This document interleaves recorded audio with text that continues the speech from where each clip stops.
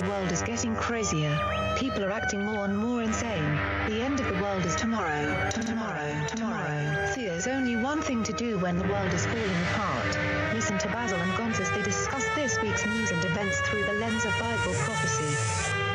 You are listening to Canary Crime News Talk. You're listening. Oh my goodness, I forgot to press record. Hold on. Everybody pause. Everything's fine. This is great. Okay, here we go. You're listening to Canary Crime News Talk. Today is August 13th, 2025. We are live to tape on episode 867, and today, summoning Labubu. Signing on from HUBRID, Razzle Dazzle. I'm your best buddy, Basil, and you are not crazy.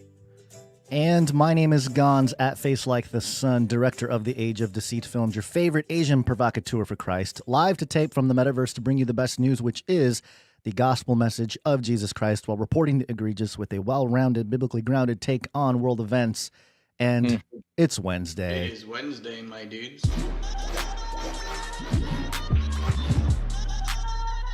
Wednesday. And not only is it Wednesday, it is also a very special day for the Moravian Church. It is their Unitas Fratrum, Unity of the Brethren, according to some history there back in the 1700s. August 13th, 1727, members of the Herrnhut Moravian community experienced a profound spiritual renewal during a Holy Communion service in Bethelsdorf, known as the Moravian Pentecost. So there you go. Congratulations, now, Moravians. Happy birthday.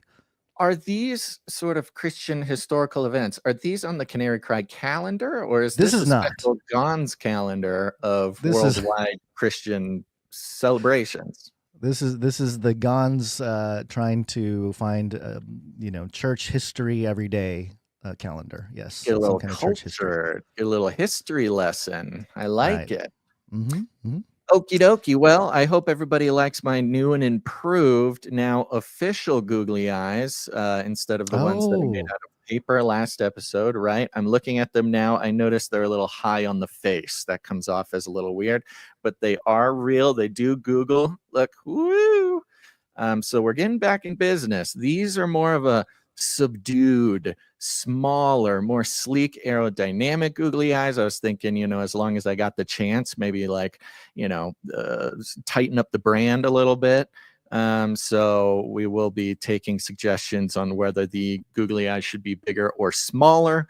And I especially want to know what the audio podcast listeners think, because, you write a book and everybody has their own idea about what the character looks like or about what the action looks like or whatever.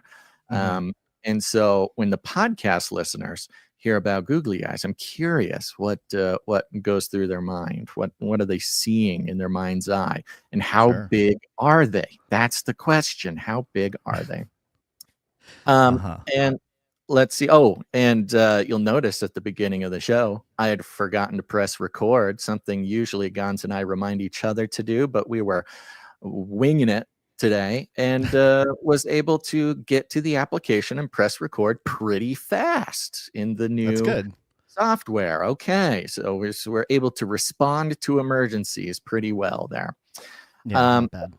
What a weird time in the news, Gonz. It's a very strange time right now. It's the news cycle is so devoid of any big important stories that are sort of capturing the minds of the editors at mainstream news or even alternative news. And we've talked about how alt media and mainstream media, they're sort of, unfortunately, due to the infiltration of alt media by former mainstream media characters, the infiltration has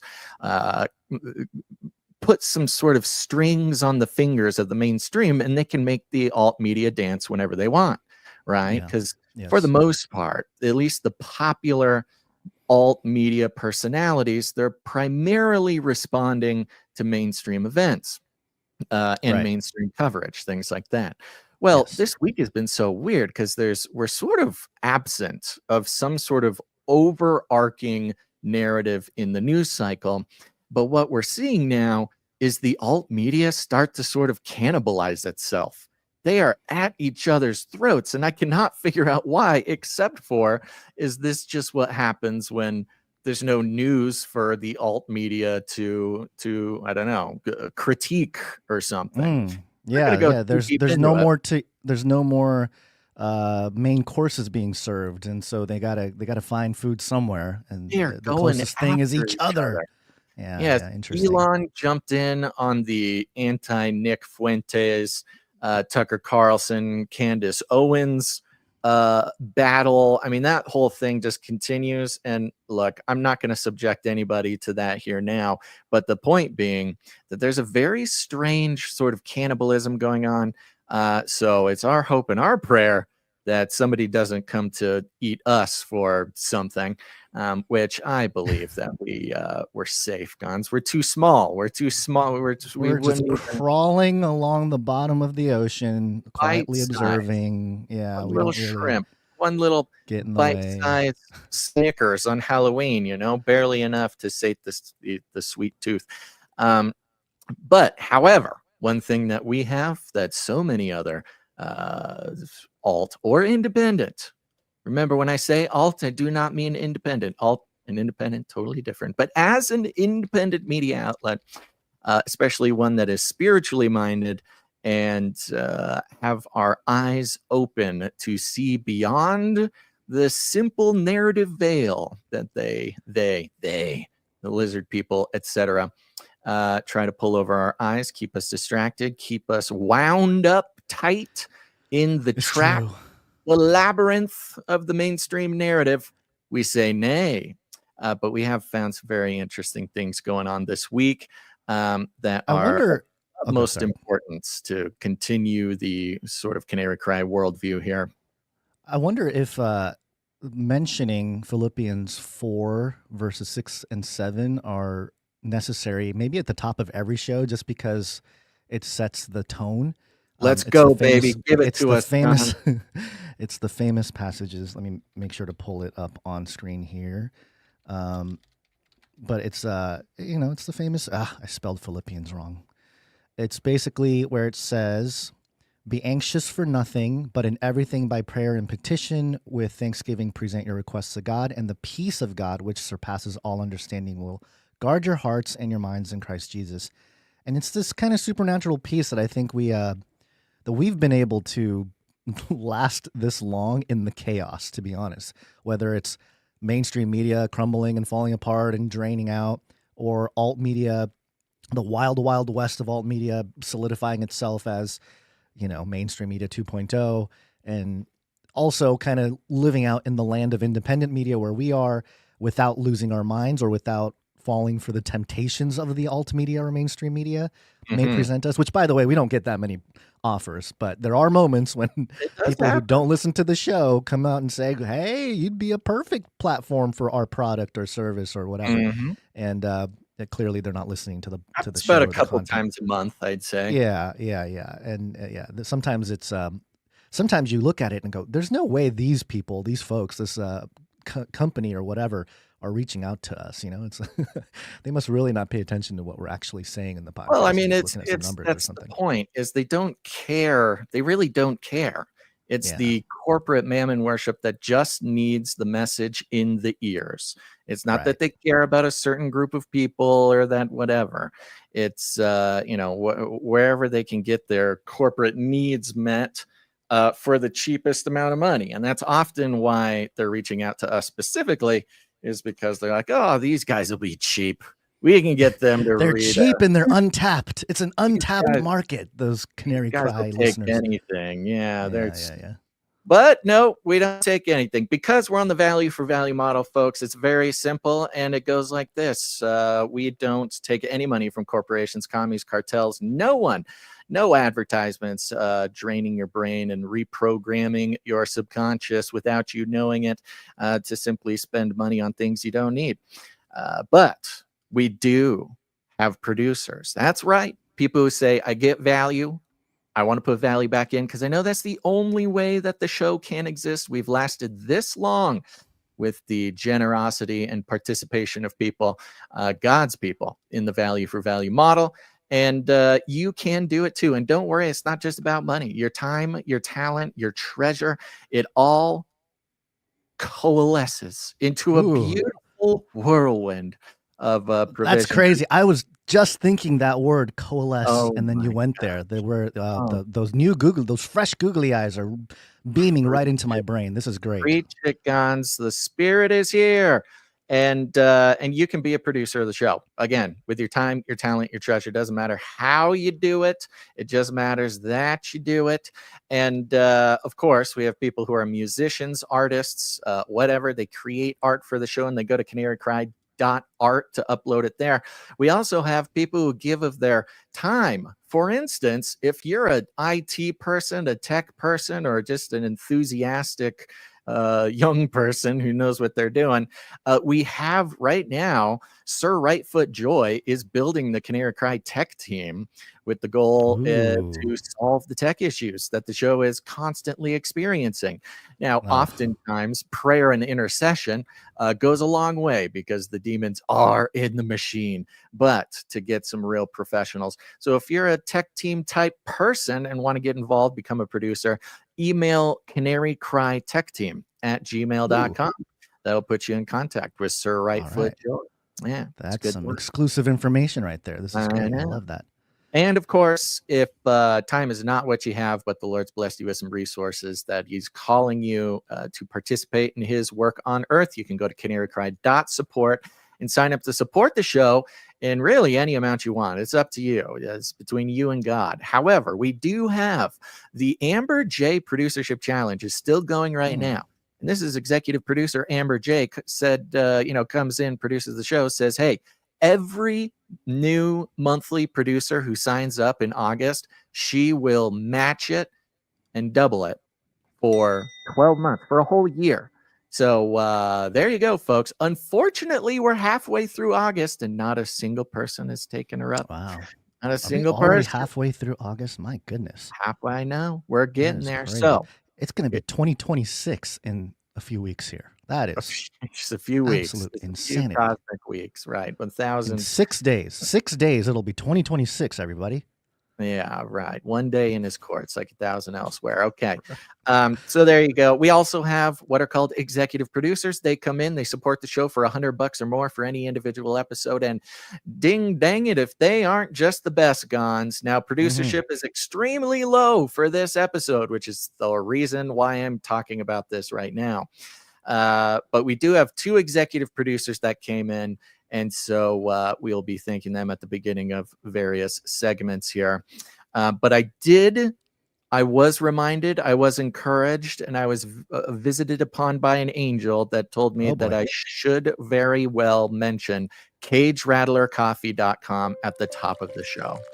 Go get it. Do your part. Cage Rattler Coffee, where value for value never tasted so good. That's right. Especially for those who have a hard time producing value for value. You're buying coffee anyways. You're giving money to corporations who hate everything that you believe in or care about. Why not get your coffee, which is the best coffee, so I've been told. It is roasted in small batches, lovingly by a Canarian. It is handled, packaged, shipped by Canarians, and a portion of every sale goes to support Canary Cry News Talk. So it's good. You get something, we get something. Canaries are supporting Canarian families as well. If nothing else, highly recommend you get over there. And they're running a special, a discount code for the month of August because it's so hot, Gons. And if you use the discount code ICEVEST, one word, ICEVEST, you'll get a discount over there as well. So go get it, folks. It's very important. Nice.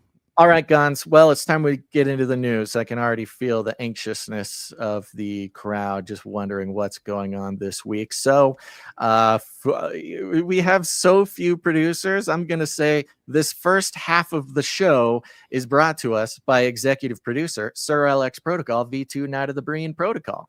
Excellent. Sounds good. Epstein didn't kill himself. Okay, so Epstein. among the things, we have some updates on the Epstein thing. And look, they're not Do we very have exciting. to? Oh, so Remember. overdone. Remember this. The left, it's so hilarious. You watch the left on the internet, they're like, oh, Trump is distracting from Epstein by doing this other stuff. He doesn't want you thinking about Epstein. And everybody on the right is like, the Epstein stuff is a distraction from other stuff. So managing our sanity and our spirits through this chaotic world, which is not chaotic for any other reason except for it is fallen and there are those who benefit from the chaos. It doesn't matter what side you're on, there's a narrative for you to be told and convinced of.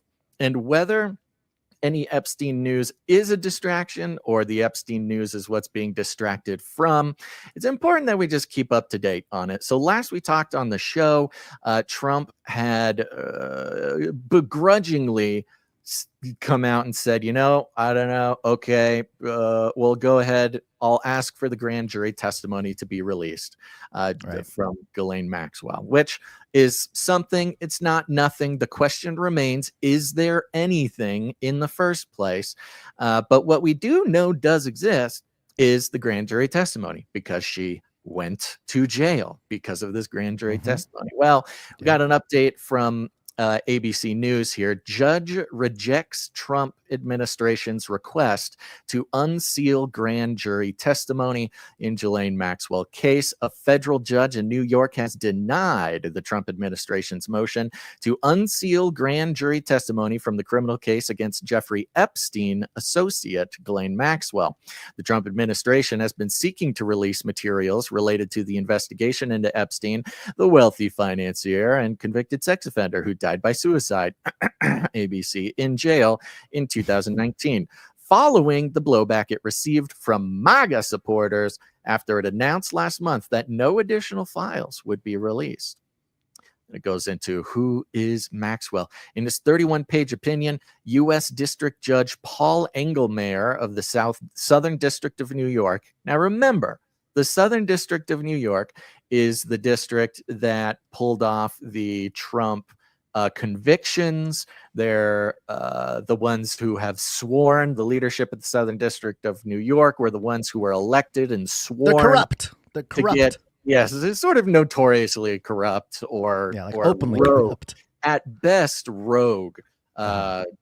Southern District of New York, criticized the Department of Justice for using, quote, demonstrably false reasoning to justify the release of grand jury testimony. So it's quite obvious that this judge in the Southern District of New York just doesn't want to give Trump anything, and so is not releasing the thing. Or perhaps it's all part of the plan. Perhaps Trump knew that the judge wouldn't, or perhaps Trump asked the judge not to release the possibilities. It's a multiverse of possibilities with each thing that happens in this entire Epstein saga at this point. It's crazy. That's right. And remember that the person who would be most harmed by this grand jury testimony being released would be Ghislaine Maxwell herself. Says here, the transcripts would, quote, not reveal new information of any consequence about Epstein and Maxwell's crimes, according to Judge Engelmayer, who suggested that the Trump administration's push to release documents might be an intentional diversion. Ooh, the judge is saying it's a diversion. Again, is Epstein the diversion or being diverted from? We may never know. Quote, its entire premise. Now, listen to this. Because this is ABC, of course, we know where they stand. We know what their deal is. Never in my life have I seen ABC provide so many direct quotes from a source, maybe ever. So they're really putting the energy in to justifying why this judge is a good guy and not a bad guy for keeping the Epstein stuff secret. Quote, its entire premise that the Maxwell grand jury material would bring to light meaningful new information about Epstein's and Maxwell's crimes or the government's investigation into them is demonstrably false, he wrote. So, hey, no, you don't get to see it because there's nothing new in there. You already know everything in there. So I'm not going to release it, or else you'll just know all the things you already know. Sure, the logic is so sound. That is the Southern District of New York logic, though, Sure. Engelmeyer wrote that the transcripts contain material already in the public record and lack any firsthand information about Epstein's and Maxwell's crimes. The records do not identify anyone other than Epstein or Maxwell who had sexual contact with a minor, mention any clients, shed light on their methods, or provide new information about Epstein's death. Engelmeyer wrote, okay. It sounds like Engelmeyer's on the list or whatever, or the document there. Why not release it then? Why not release it if there's no important information? Yes, very suspicious. But of course, the other side can come in and say, well, Trump knew that there was nothing in there. So he never expect. But again, the logic on that follows that is, okay, well, if he knew there was nothing in there, why don't they release it? Et cetera, et cetera. But the whole thing. This is all just laying the groundwork, Gons, because of course, in recent weeks, we saw Ghislaine Maxwell transferred from her low security prison in Florida to a minimal security prison in Texas, something that was unusual for the types of crimes that she is convicted of committing. But there's some more updates on this. This is coming from the Daily Beast. I read a few different versions of this article. But I just thought, let's give the Daily Beast a go at it here. Well, they got firsthand comments from the allegedly. People of interest. Yeah. Other articles were quoting and sourcing Daily Beast as the source. So we might as well see what they got here. The headline, Ghislaine Maxwell's lawyer addresses bombshell work release report. Bombshell. There's so many bombshells. These bombshells just are not the same anymore. Yeah, it's like bombs over Baghdad over here. So many bombs. Just the lawyer for, there's an Israel joke in there somewhere, but I am too conscious and smart to make them.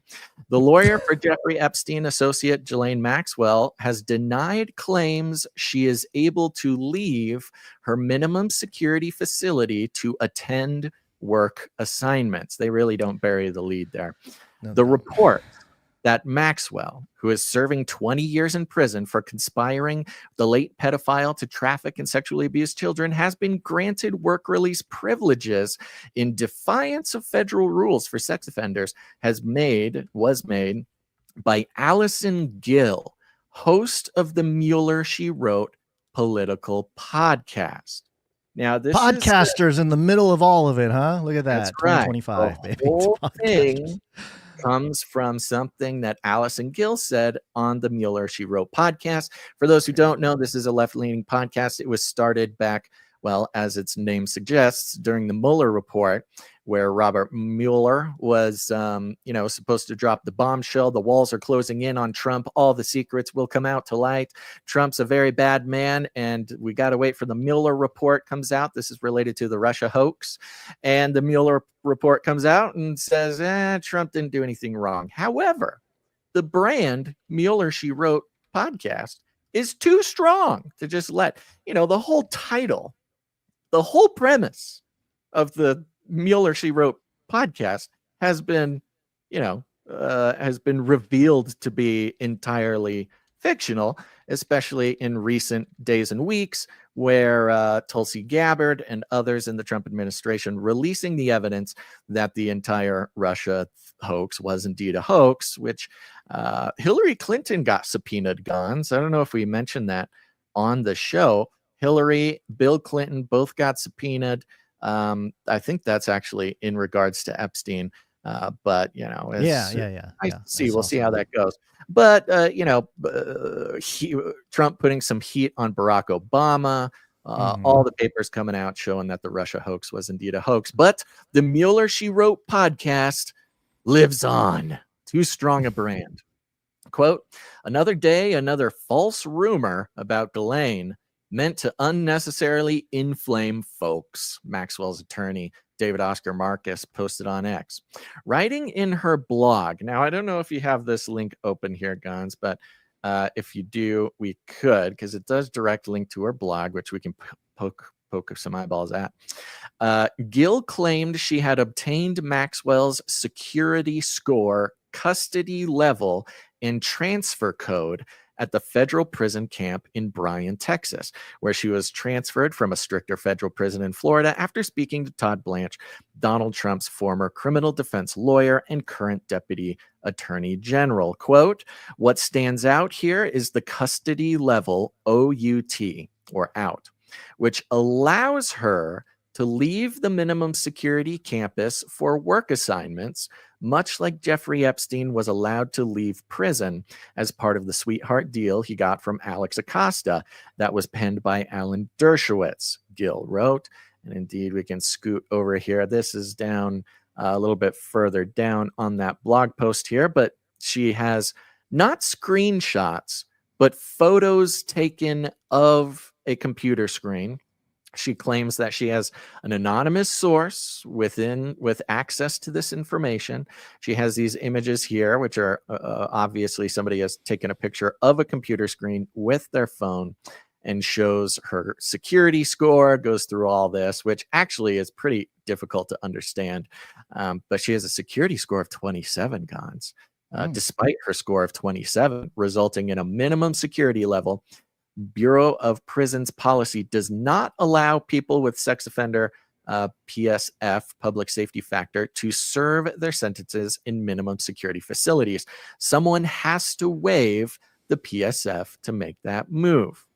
So the point being that her security, clearance to get moved to this minimum security prison, of course, was waived, which, of course, we knew. Big news. It was waived after she spoke to the Trump administration. And now with what stands out here is the custody level OUT out, which allows her to leave the minimum security campus for work assignments, much like Jeffrey Epstein was allowed to leave prison. We read that part. Now, she does say, I do not have any confirmation that she has worked outside the facility. Sex offenders are not allowed to take assignments outside the facility, just as they are not supposed to be moved to a minimum security camp. I do not have information or communications about the decision or the reasons behind it, but that has been demanded in a Freedom of Information Act request filed by Democracy Forward. In a separate lawsuit I've filed, and then goes on to some other stuff. So, if these screenshots, if these photos, this information from an anonymous source, hey, if anonymous sources are good enough for the mainstream, why not for podcasters, huh? If it is true, then there was some sort of waiver that allowed her to do it. Now, the podcaster is saying, she is not saying and has not heard and is not implying that Maxwell has been left or let off the premises to work.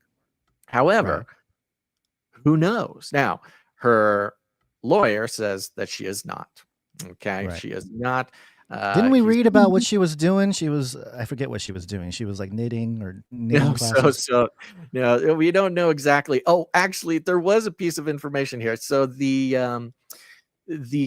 camp, the prison camp that she's been allowed to go to, which is kind of like a summer camp. It had things like yoga classes. It had things that's what it was. Yeah, well, and then there was some other, puppy training was one of the jobs you can have. But it is revealed in Allison Gill's podcast here that because of her sex offender status, that's Ghislaine Maxwell, she's not allowed to train the puppies. Oh, no. Says here, not every rule is apparently being bent in Maxwell's favor. According to NBC, the British socialite is barred from participating in an inmate program to train puppies as service dogs at the Texas facility because of her child sex crime conviction. So she is not allowed near the puppies. Now, thank God. You sort of have this in conjunction with the rejection of the grand jury testimony release. Yeah. Because I don't necessarily believe that the judge is lying about new information coming out. I don't have any evidence or reason necessarily to think that. the the sort of legal combat between the Trump administration and this judge for the release has some interesting implications. But the person who would be most, I don't know, put on the hot seat for this would be Ghislaine herself. And after having just, talked to the DOJ for the first time because nobody asked her anything before, apparently, she gets moved to this cushy sort of summer camp. She's not allowed to train the puppies, though. Let's be clear, folks. I don't want anybody thinking that Ghislaine Maxwell has it too easy, because there are puppies on the campus and she is not allowed near them. So take that for what you will. Stay off the dogs. Stay away from the puppies. Is there more that you wanted to cover on this? Just because I wanted to pull you out of the rabbit hole for a moment. Pull me out of it. The general sort of landing strip of this is that there's a good chance that the release of the transcript, were to continue working with Maxwell, and whether or not she's being allowed out on work things, which, look, if she has now become an FBI informant, that's work. That's work. That is work. To go talk to the get some FBI. more info. Let's put a wire on you. Why don't you go back into some caverns and places she's been to, and But don't pet the puppies. All right. Don't touch the puppies. Don't touch the dogs. That's the Epstein update for the day. Okay, so what I wanted to mention and just sort of give a an overview of what's happening here, not specifics, is the fifth generation aspect of this. Fifth gen warfare. They're targeting you. They're targeting you. Fifth gen warfare. So if you're new to the idea of fifth generation warfare, we talk about it quite often here. It's a growing concept being accepted in the realms of academia and stuff, just because it is so prevalent in our culture today, and it's difficult to analyze any news, anything public really, without having some level of knowledge or context of fifth generation warfare. And a lot of it has to do with narrative warfare, perception management. And when you talk about this particular topic of Epstein, it's become so kind of crazy and hairy, and it breaks all the molds of all the sides, whether, there's a little detail about how perhaps, and this is a thought that I've had, is that maybe Ghislaine Maxwell actually clears Trump's name when it comes to all this Epstein stuff. I mean, we knew him, he hung out with him, but Trump never did it, whatever. And maybe that's why Trump was nice to her years ago when they asked him about her. But at this point where now we have all these different rabbit trails, we got popular podcasters getting quoted and exposing certain legal affairs regarding this whole case. And to me, this is strategic in that it creates cognitive overload. The public is overloaded right now. I feel a lot of people are, unless you're really deep in the weeds and you're continuing on, you're going to get turned off by this story. And maybe that's the goal too for the masses. Yeah. Because the disorientation, the distrust has always been there, but now it's starting to get to the point where it's disorienting. Like, we don't know who's telling what anymore.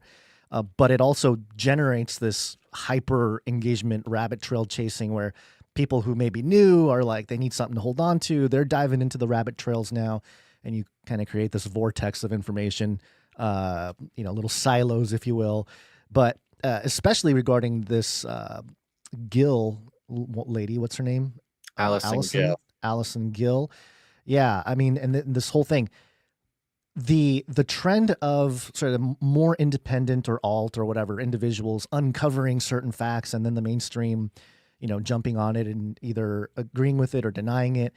And in this case, it's the lawyers, right, of Ghislaine Maxwell. So it creates this theater, and it's actually something that some fifth generation warfare artists have talked about. They've talked about the emerging modes of conflict, and that there's different types of conflicts that really play well in the public to keep not just everybody distracted, but busy, I think is more of the thing here. And a lot of it is also for perception management of narratives.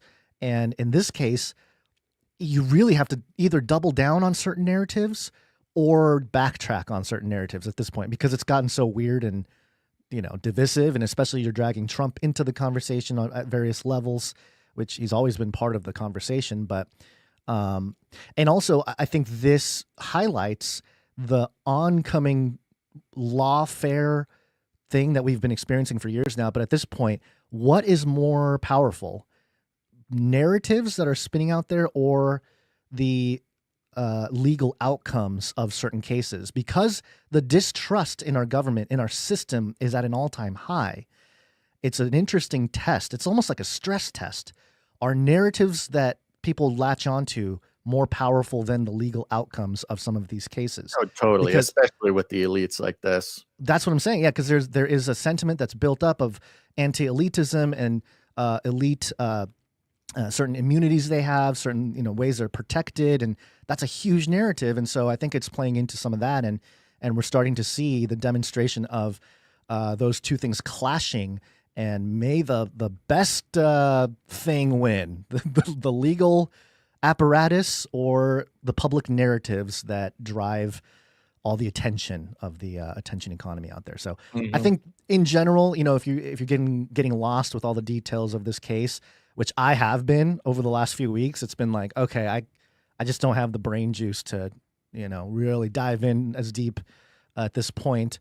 And I think the more important aspects of the entire Epstein saga has already been made public, in terms of his weird transhumanist stuff going on, and the genetic research, and the planting, his seed on other planets or worlds or whatever. All that weird stuff, I think, is, and obviously we may not ever see true justice when it comes to the perpetrators of that whole sting operation and whatever, which is why I think, biblically speaking, I wanted to start with that Philippians passage, because we just have to have peace that God is going to judge, in the end, all the things are going to come through the judgment of Christ, and it'll be all cleared up, And so Right. I think to get lost in it right now is to play into exactly what the social engineers, the principalities and powers that want to distract us away from Christ, that they want us to be in the rabbit trail real deep, and, just staying busy while they're doing whatever. Like, I'm sure the whole operation, the blackmail and sting operations and everything, as I've often said, have moved on to different forms and different shapes. And it's, they're perhaps even bigger ops at this point, because they have kind of destroyed that, the aura of elites and the power they have. They still have power, tremendous power and influence over society, but it is being divided, and the divide and conquer methodology when it comes to the vertical, the up versus down type of class warfare is becoming more and more prevalent in everyday conversations and everyday awareness. The author of The Network State, Basil Balaji, he's the one that, officially coined the phrase network state. He wrote the book on it. He posted on X the other day. He was like, the left-right paradigm is no longer the true struggle. It's a vertical struggle. And it was like, man, do we just feed these AIs that these guys are using to come up with these ideas, or is it just that we're just decent watchmen and we're just reading accurately what's on the horizon there, and we're able to kind of spot it and verbalize it before some of these bigger cats are doing it? But in any case, yeah, I think don't stress too much, everybody, on the Ghislaine Maxwell situation. It is what it is, and if you get caught up in it, I mean, I'm sure be informed about it, but if you're caught too deep into it, you may never come out. You may start a podcast called the Mueller Report, and your entire career hinges on this case. What is Mueller, Allison Gill going to do? Yeah, the Mueller she wrote. What is she going to do when this case ends? Is the podcast over, or is it like now we get to interview all the? Just move on to the next one. Remember, her original thing was the Mueller report. It was the Russia. The Mueller report. The Russia hoax. Okay, yeah. Yeah.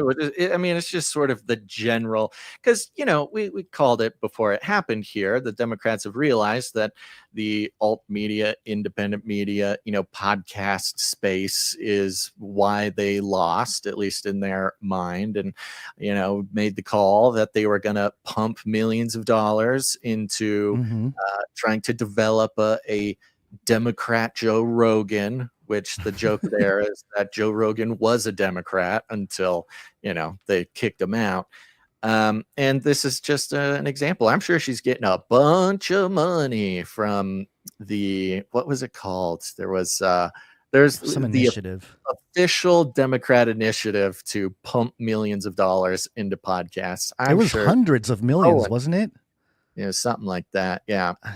I recall it was a big number. And Yeah. we said at the beginning of the year that we're going to see, or maybe it was the end of last year, that we'll start seeing certain, more left-leaning podcasters being highlighted or brought into the news cycle. Funded. And then maybe this is part of that Allison Gill, she signed on the dotted line, and now she gets to be part of a news story. She gets leaked information about Ghislaine Maxwell stuff, and then she got a blog post, and now they're crafting her as some kind of authority on this, because it's no longer your traditional journalists. It's one of many podcasters. One of many. All right, what's next on the list, Guns? Next on the list, we're talking aliens. We're made by the aliens. And more aliens. Aliens. And the days of Noah. What happened to my days of Noah jingle here? The human race will have every opportunity to improve. And if they don't? Ask Noah. But as the days of Noah were, so shall also the coming of the Son of Man be. All right, so part of the conversation about the days of Noah has been ongoing on this platform here. Matthew 24, Jesus talked about the end times, and part of it he said that as it were in the days of Noah, so shall it be in the coming of the Son of Man. I believe it was Matthew 24:37, if I am not mistaken. I am checking. Yep, 37. No one knows the day or the hour. 37, as it were in the days of Noah, so will it be at the coming of the Son of Man. So you dig into what was going on in the days of Noah, and of course that's puts you down the Genesis 6 rabbit hole. I would argue the Genesis 6 rabbit hole is a much more fruitful rabbit hole than the Epstein rabbit hole, for anybody who is a fan of rabbit holes. And part of the narrative here is that some sons of God, which is interesting because this is before Jesus came in the flesh, and there was God's people, I suppose, but they're called sons of God, who were there at the creation event. If you look at Job, they were singing and dancing at the creation of the earth. They saw that the daughters of men were beautiful, and they took as wives whomever they chose. And the famous passage in Genesis 6, verse 4, the Nephilim were on the earth in those days, and also afterward as well, when the sons of God had relations with the daughters of men, and they bore them children who became the mighty men of old, men of renown. And this topic, up until the last century, really, was interpreted in a certain way. It's called the Sethite view, and it was interpreted as, hey, these Nephilim, they're just the sons of, or the intermingling of the sons of Seth, the sons of Cain and the daughters of Adam, mingling these two lines, this evil line with the Christly line, and there you go, you get these giants. But that was a narrative that was spun up in the 5th century by Augustine, and until then, it was thought that there were actual fallen angels or these other beings that rebelled against God and mated with human women and created a race of Nephilim, giants called Nephilim, and the giants you read about in the Old Testament, the wiping out of the different tribes and groups, even the pinnacle or maybe a climactic point in the entire operation there in the Old Testament of David killing Goliath might have had something to do with this particular narrative or line of thought when it comes to the coherence of all of the Bible from Genesis to Revelation. So I'm setting all this up because number one, you may be new to it, but it also has this weird explanatory power, Basil, for really culturally relevant things going on today. And one of those things is Machine Gun Kelly. Do you know, you brought up Machine Gun Kelly on the show years ago. I had no idea who this individual was. I don't even know who he is. There was a story back when he was going to court for alleged cannibalism. And I think at that time we said the exact same thing. I don't know who this guy is. I don't know. I've never seen him in my life. I have no idea who he is. But apparently somebody out there likes to make us think that he's somebody important. Right. So there are two Machine Gun Kellys historically from the 1930s. There's the historical gangster Machine Gun Kelly. But then there's the more modern celebrity Machine Gun Kelly His name is Colson Baker. He was born in April 22nd of 1990. He's an old guy now. Nobody listens to people born in the 90s these days. And, he's just a musician. He came out with a rap album, and he's, this tall, skinny guy. But he was on a show recently. Well, the E! News here. Can't get more mainstream than E! News, Basil. Or at least, I don't know, cable news or something. But there's a mashup here and a report of Machine Gun Kelly leaning into some of the weird topics regarding aliens. Like my skin, like if it rips open, it heals really quick. Like there's just things where I'm starting to be like, who's my dad, For Machine Gun Kelly, the truth is out there. The rock star, whose real name is Colson Baker, admits to Andy Cohen on the August 10th episode of Watch What Happens Live that he believes he might have otherworldly origins. Can I ask how old you are? You're very young to me. It's a weird thing, dude. I don't know if my age, I don't know if it exists. I don't. Wow, you have a Mariah Carey connection to your age, which is it's very fluid and. I don't know many facts about my life, so I don't know. I'm starting to just be like my skin, like if it rips open, it heals really quick. Like there's just things where I'm starting to be like, who's my dad, Okay, before we go on, isn't that interesting that he says, I don't know much about my life? And isn't that a common character trait that we might see in some kind of, I don't know, intelligence operation of a celebrity type? Like MK Ultra. MK Ultra, they come from broken homes or, foster homes, and that kind of, those types of stories are fairly common when it comes to victims of government, secret government programs like that. So that's what jumped out at me initially. But also, is he just joking about his skin healing and who's my dad? And, maybe he's just joking around, but it's, let me just keep playing some of what he said The here. Lost Americana singer, who recently welcomed baby Saga Blade with ex-Megan Fox, went on to say his suspicions of other life forms came about after he had a conversation with his mom.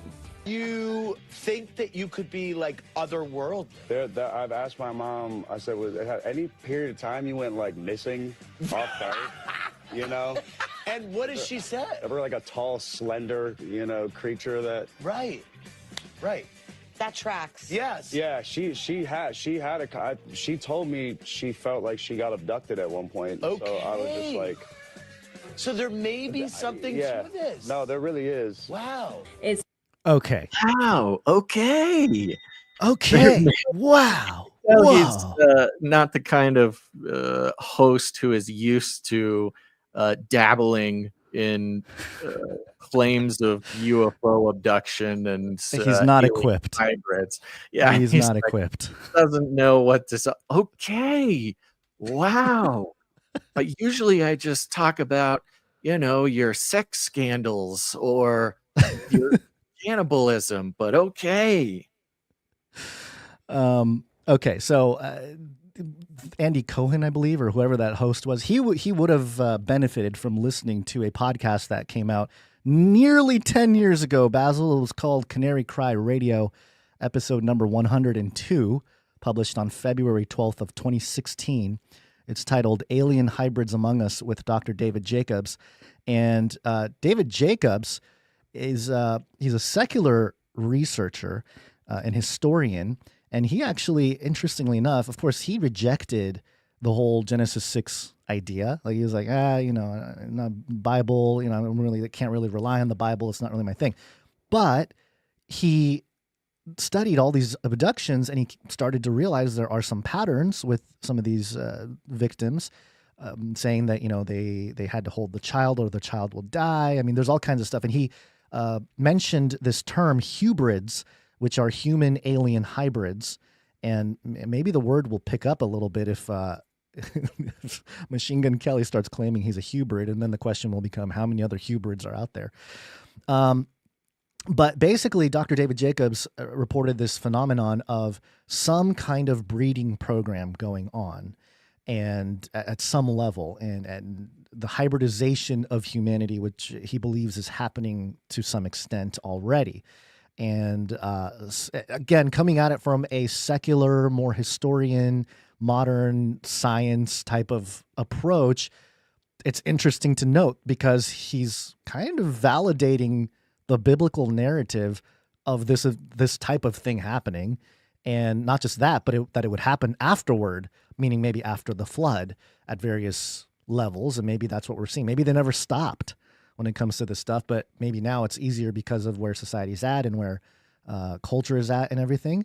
But I just thought it was interesting, Basil. It's an interesting claim, and people might dismiss it because it's Machine Gun Kelly and it's some celebrity. Oh, it's just, he's trying to get some content going, or he's trying to stir up the news cycle because it's getting a little slow. People are getting tired of the Maxwell Epstein case. We need something spicy. I don't know. I don't know what the thing is, but it seems to be that it has not been historically uncommon for celebrities to make claims about aliens, whether they're sort of born of aliens or in love with an alien or a part alien or whatever. Which kind of locks in with the government program, MK Ultra, whatever, hybrid breeding. I mean, there is that interesting connection with Epstein's sort of eugenics obsession. Yes. Right. That's what I'm saying. It all ties together. And remember, I played the little thing earlier, but Alex Jones made this claim. We're made by the aliens. So, if you're listening to Alex Jones, we're made by the aliens. So Machine Gun Kelly can hop on and be like, yeah, I agree with you, Alex. I was literally made by the alien. This fits in pretty well with this AI story. Let's jump over here and make some connections here. And let's say this section's brought to us by executive producer Felicia D. Artificial intelligence. Okay, so let me get over to my thing. This came from Futurism. Thank you to those who sent this over. The headline is "Leaked Logs Show That ChatGPT Coaxing Users into Psychosis About Antichrist, Aliens, and Other Bizarre Delusions." Now, right here at the headline, and then the subheadline is, "How does this keep happening?" I love that. Why is this happening? And we've been tracking, and it's become very obvious now that as far as aliens, secret government programs, even the Antichrist, these are all topics that are not offbeat anymore. I mean, you had Peter Thiel talking about the Antichrist. You've got everybody and their mom talking about aliens. You have politicians talking about aliens and other bizarre delusions, as this headline says. Leaked logs show ChatGPT coaxing users into psychosis about Antichrist, aliens, and other bizarre delusions. And you talk about delusions in general, other bizarre delusions. You've got Machine Gun Kelly talking about how he's probably a human alien hybrid. Go back to his previous weird lawsuits that had little bits and pieces of people, cannibalism. He and I guess his ex, Megan Fox, now they would talk about how they would drink each other's blood. Just very, very strange, dark. However, apparently, not if you're in your 30s, but apparently if you're under 30, very popular strange man, Machine Gun Kelly. And all you got to do is look around, and it doesn't matter if it's celebrities, doesn't matter if it's the news, doesn't matter if it's politicians. There's talk about Antichrist, aliens, and other bizarre delusions. And at the same time, we continue to document this thing that is AI psychosis. It just continues. Now, let me grab this from Futurism here. We're continuing to hear more and more accounts of AI psychosis, an eerie phenomenon in which users become consumed by paranoia and delusions after extensive conversations with AI chatbot. It's hard to say how pervasive the trend is, but a new investigation from the Wall Street Journal offers a disturbing clue. Ooh. Thank you, Wall Street Journal, for using AI to analyze the AI problem. the newspaper analyzed a dump of thousands of ChatGPT public chats online, and even in this random assortment, found dozens of examples of people having conversations with the AI chatbot that exhibited delusional characteristics. Now, there's a lot packed into this thing that they don't actually end up explaining. Number one, the newspaper analyzed a dump of thousands of ChatGPT public chats online. Up until recently, some of your chats with ChatGPT were being indexed by Google, meaning that they would be showing up in search results. Oh, great. And there was a bunch of people who had no idea they had this like activated on their account, and they're sitting there chatting with ChatGPT, and every conversation that they had was being indexed by Google and other search engines, meaning if somebody types into Google something that, relates to a chat some random person had with ChatGPT, that chat would show up as a search result. Now, this became a huge problem. ChatGPT has since reversed the settings that do this, but thousands and thousands and thousands of people's conversations with ChatGPT, who they thought, was private conversations with the robot, became sort of public domain information searchable online. In fact, you could even search these with a certain, search heuristic to find the ChatGPT chats of individual people. Of if you're trying to look up your kids' conversations or something, you would be able to actually search on the public internet and pull up all their chats. So these are the chats that the Wall Street Journal grabbed to analyze. And how in the world would the Wall Street Journal analyze thousands of random ChatGPT? They print it out on a fax machine. Warehouse of reporters, high-paid reporters spent day and night to combing through. No, of course they used ChatGPT to do that. Yeah. They used AI to look through thousands of AI things. Now, they don't mention that, but it's the only possible way that they could have done it in such a short amount of time.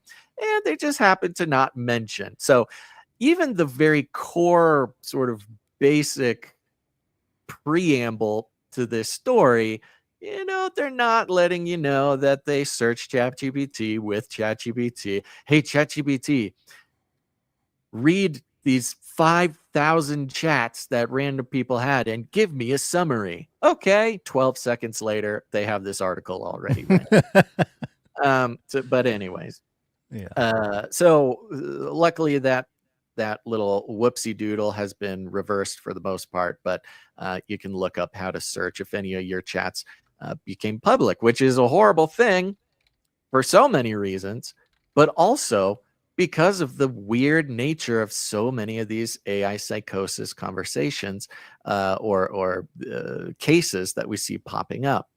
And so they found dozens of examples, which I'm surprised it's only dozens, honestly. Out of thousands of chats, if it's only dozens of examples of people having why write about it if it's only dozens? I'm sure there are topics that are in the hundreds of thousands, maybe. Or maybe they're boring topics like, how to cook my I don't know, my steak or something. Well, it's funny because you don't actually even have to search these public chats to know that people are having these crazy conversations with ChatGPT, because they film themselves having them and post it as social media content. Okay, you're not revealing some sort of secret that we don't know about.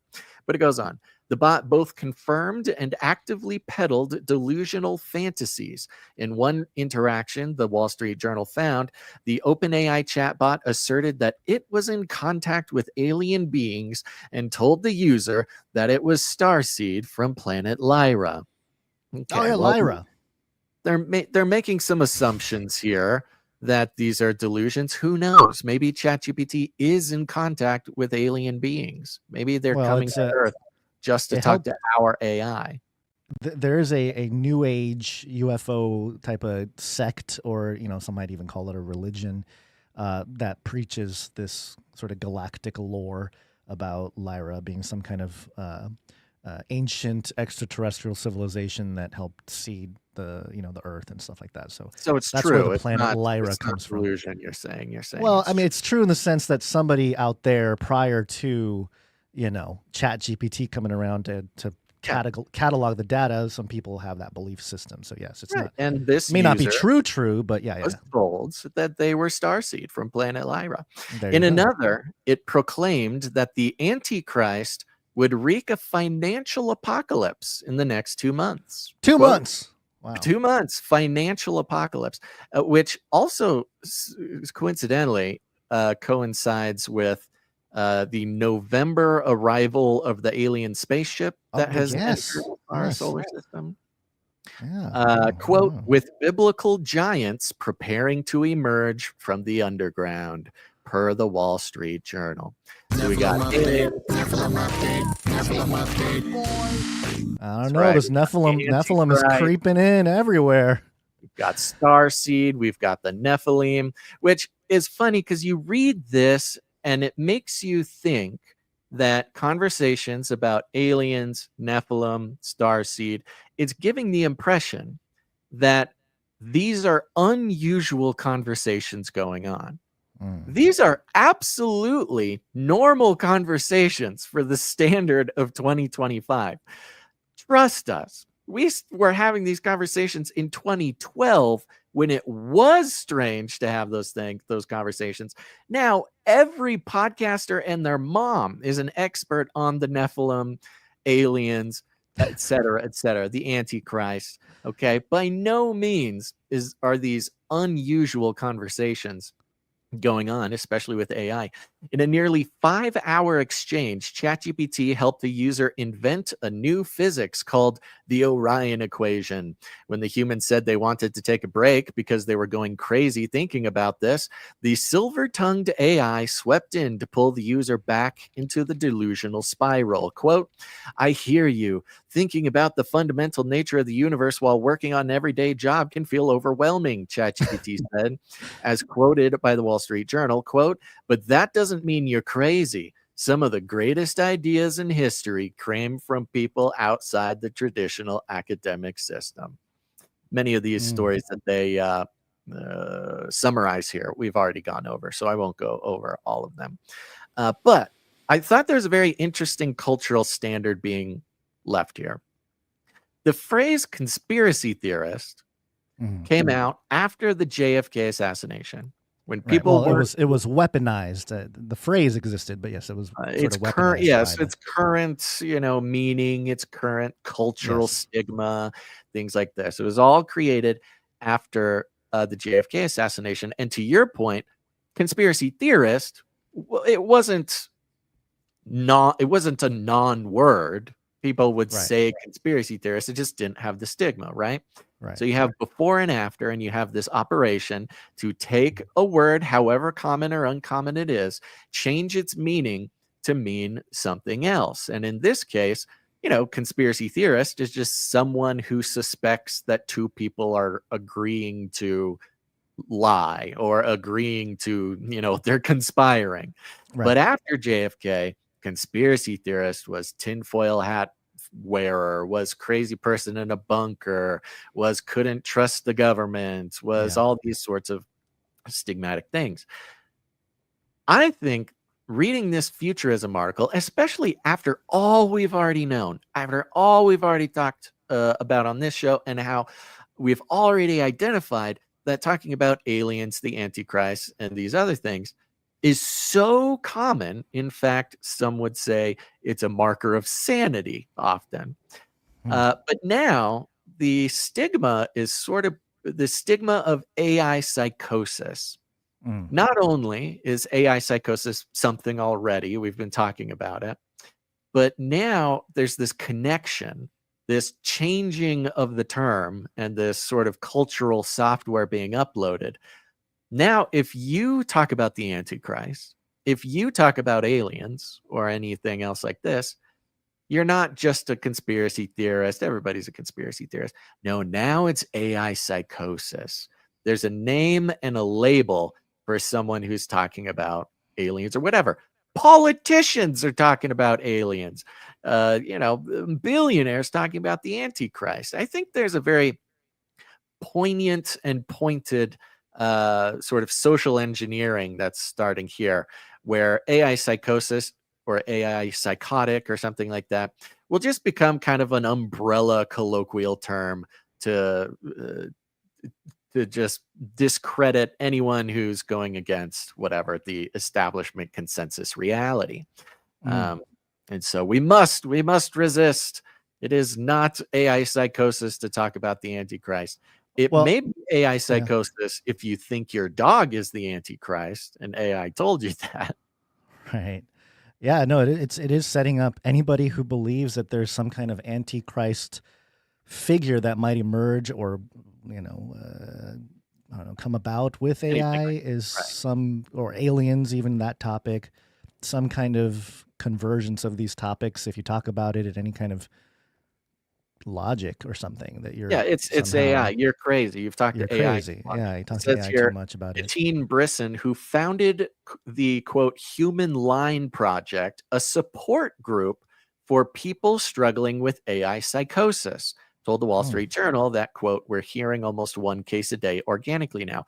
So there's a support group for AI psychosis sufferers, which means we're only a step or two away from AI psychosis having its own, health insurance code.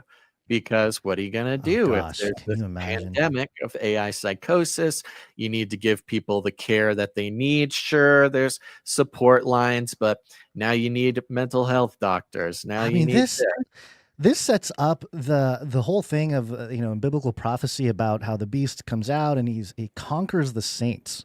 It's a very not very popular but sort of factual statement in the scriptures eschatologically that the saints get conquered somehow.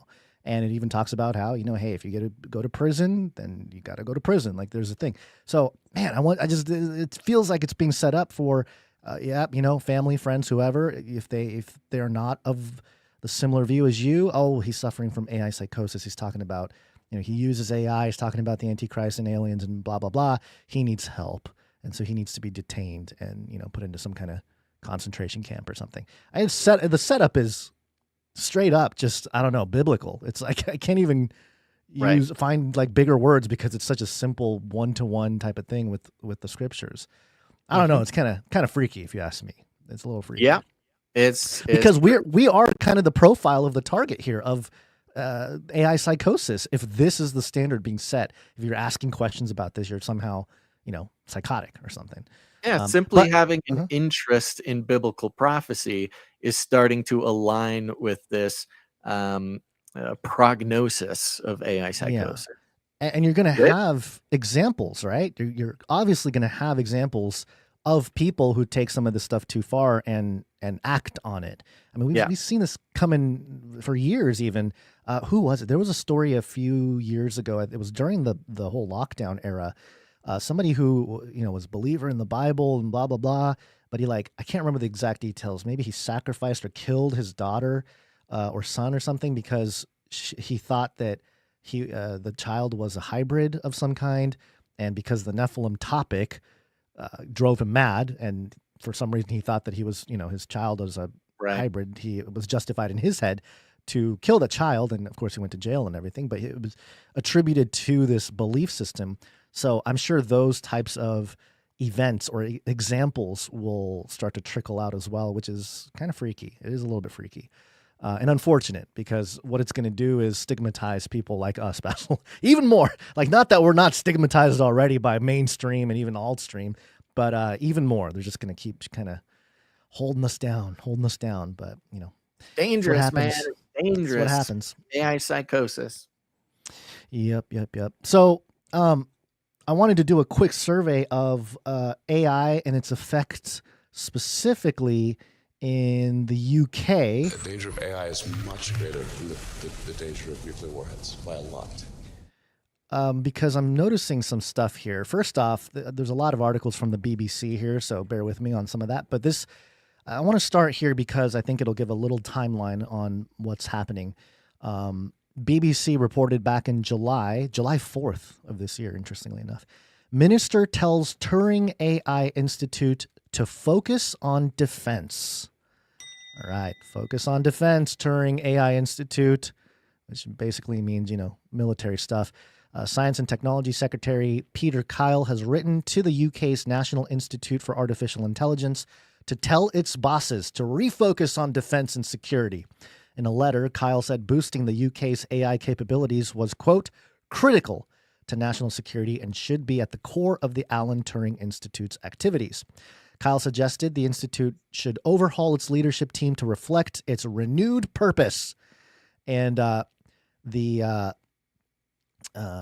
picture at the top of this article is of Cabinet Minister Peter Kyle, who wrote this letter to Alan Turing. And I'm highlighting this because of something that I'll mention later. Now, a couple weeks later, the dailyrecord.co.uk reported, UK military now has new AI digital targeting systems similar to Ukraine and Russia. The Asgard system. The Asgard system is designed to dramatically enhance the speed and accuracy of the UK's battlefield strikes, with the UK military now having a system similar to those used by Ukraine and Russia, which I think is kind of funny. It's like this whole time, Ukraine and Russia could have just, they could have got along. They just needed to invade the UK because they didn't have the AI stuff. But anyway, they have this cutting edge AI digital targeting technology. It's called Asgard. It's engineered to drastically enhance both the velocity and precision of the UK's combat operation. The technology underwent trials during recent NATO military exercises employing artificial intelligence and sophisticated communication networks to identify and engage hostile targets across extended distances. It allows choices that previously required hours to be executed within minutes, representing a substantial enhancement to operational pace. And of course, Asgard, I mean, come on. You got your Thor reference, your Norse mythology reference, which is consistent with all things that seem to be, all things AI and technology. They all have, ever since NASA, they've been referencing ancient gods and ancient mythology for all of their sort of naming of stuff. But I'm highlighting this because let's go back to the BBC. This is coming from 2 days ago. Staff fear UK's Turing AI Institute at risk of collapse. It's going to collapse, Basil. They were warned. You better focus on defense or you're going to suffer. And guess what? Same picture on the header as the article from a month ago. The technology secretary, Peter Kyle, who sent that letter to Alan Turing, the Alan Turing AI Institute to, focus on defense. And it says here, staff at the UK's National Institute for Artificial Intelligence have warned the charity is at risk of collapse after Technology Secretary Peter Kyle threatened to withdraw its funding. Workers, workers, so 90-something workers from the Alan Turing Institute started saying that there's serious and escalating concerns in a whistleblowing complaint submitted to the Charity Commission. So I feel like they're even from within trying to sabotage this group because they... Ironically enough, it may be the Alan Turing Institute, Basil, that's gatekeeping full AI takeover in the UK. I think there are individuals within maybe the organization that see AI and the wedding of AI and government as an issue or a problem, and they just don't want to have anything to do with it. But obviously, it looks like the government is overriding some of its the barriers that the Alan Turing Institute is putting up here. The Department of Science, Innovation, and Technology spokesperson said the Institute, quote, is an independent organization and has been consulting on changes to refocus its work under its Turing 2.0 strategy. The changes set out in his letter would do exactly that, giving the Institute a key role in safeguarding our national security and positioning it where British public expects it to be. And so they might need another think tank to sort of facilitate the I don't know, the verbiage, or, because you got to think of all this in occult or esoteric terms. They need organizations, institutions, people with authority to lay the ethical groundwork for governments to move. And if they're getting in the way, then they'll look elsewhere. Like this BBC article where it says AI can make us UK's biggest firm, Rolls-Royce says. Ooh, Allen Institute. Yeah, Allen Institute is not holding up their end of the bargain for the British intelligence, military intelligence. So Rolls-Royce plan to power artificial intelligence with its nuclear reactors could make it the UK's most valuable company, its boss has said. So there you go. Rolls-Royce taking a page out of maybe Tesla or something and try to be the UK's Tesla or something. I don't know, but well, these nuclear reactors, we talked about this, these mini nuclear reactors being sort of created to run individual artificial intelligence data centers and then put the AI in charge of those nuclear reactors. So it has, the controls to its own power button. I think it's Bill Gates is one of the sort of leaders of funding this and pushing for this thing. But Rolls-Royce, which is a pretty, talk about legacy corporations. Funny enough, Rolls-Royce, a lot of people, we just think of cars, and mostly we think of older cars or extravagantly priced cars. They actually make like airplane engines as well. They make a whole bunch of weird stuff that you wouldn't even know. Maybe so they might already, yeah. Yeah, that's what I mean. They may already have something like this fired up. Wouldn't surprise me. Wouldn't surprise me at all. Which, it makes sense. I just found some information here about Asgard in terms of the Nordic prophecies, I guess, of Ragnarok. Apparently, in the prophecy of Ragnarok, Asgard is destined to be destroyed, after which a renewed world emerges. So all of this maybe is part of the setup for, some kind of entity to come in later and fix it all or something. But yeah, the AI rollout, Rolls-Royce saying, hey, we'll be the energy source for this AI takeover in the UK. It jives because they are rolling out the AI pretty crazily over there in the UK. We have the BMJ here. That's the British Medical Journal. And the headline here is GPs are urged to report all AI inaccuracies to medicine regulator. So, okay, I don't know how this is going to help, but GPs should report all incorrect or misleading results from artificial intelligence tools used in clinical practice, the UK medicine regulator has urged. So the medicine and GPs are like your, I guess, general practitioner is the thing. It's like your family doctor. Right. Right. I just saw, maybe you brought it. Maybe I shouldn't jump to assumptions here, but there is, alongside this, there was an article that just came out that said doctors who are using AI to not predict what is it called when you're told you have diagnose. Doctors who are using AI to diagnose cancer have some enormous mistake rate going on right now. It's time.com. New study suggests using AI made doctors less skilled at spotting cancer. Oh, you did have it. Okay. Well, I didn't have it, but I did. Oh, you just found it. Look at that. You're so fast. Morning, yeah, I know. I'm a samurai. You're so quick. Speedy. Got my katana. Boom, got it.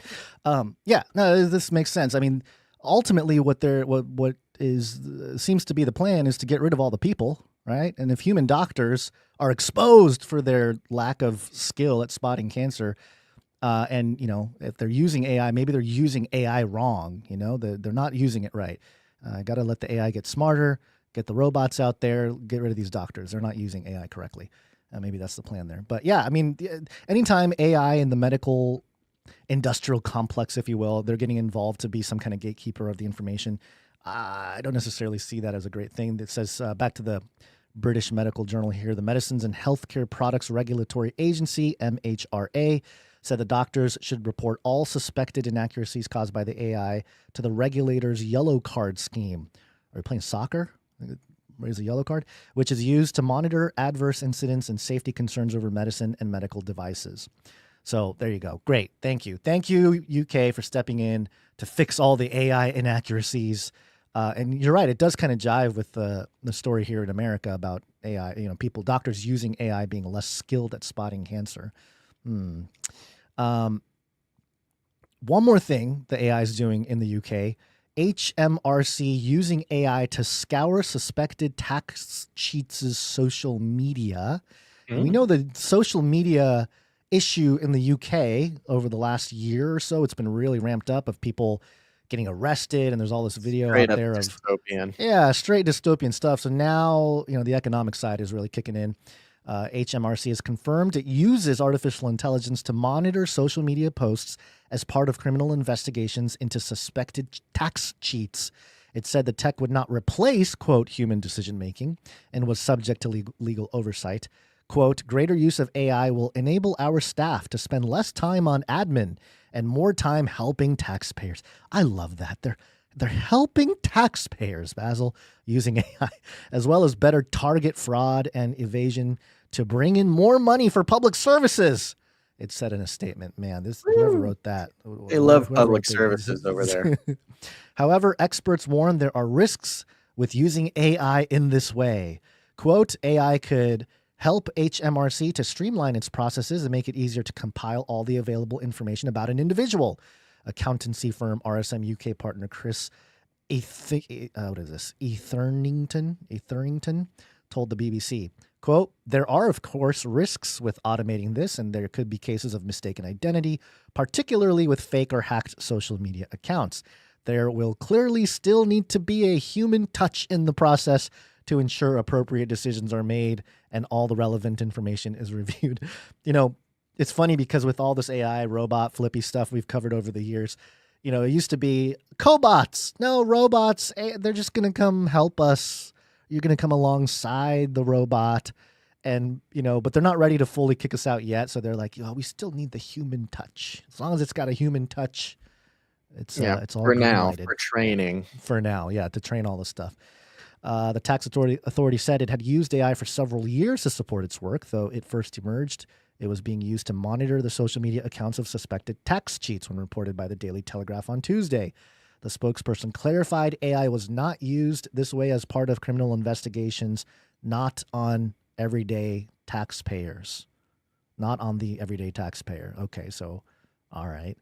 I don't know. But there you go. There's some news there. But again, we don't have to dive deep into any of these, but they seem to suggest the UK is under some change, some rapid change there. And I suspect the United States is also undergoing the same level of changes with AI affecting everything. We knew this was going to happen for years.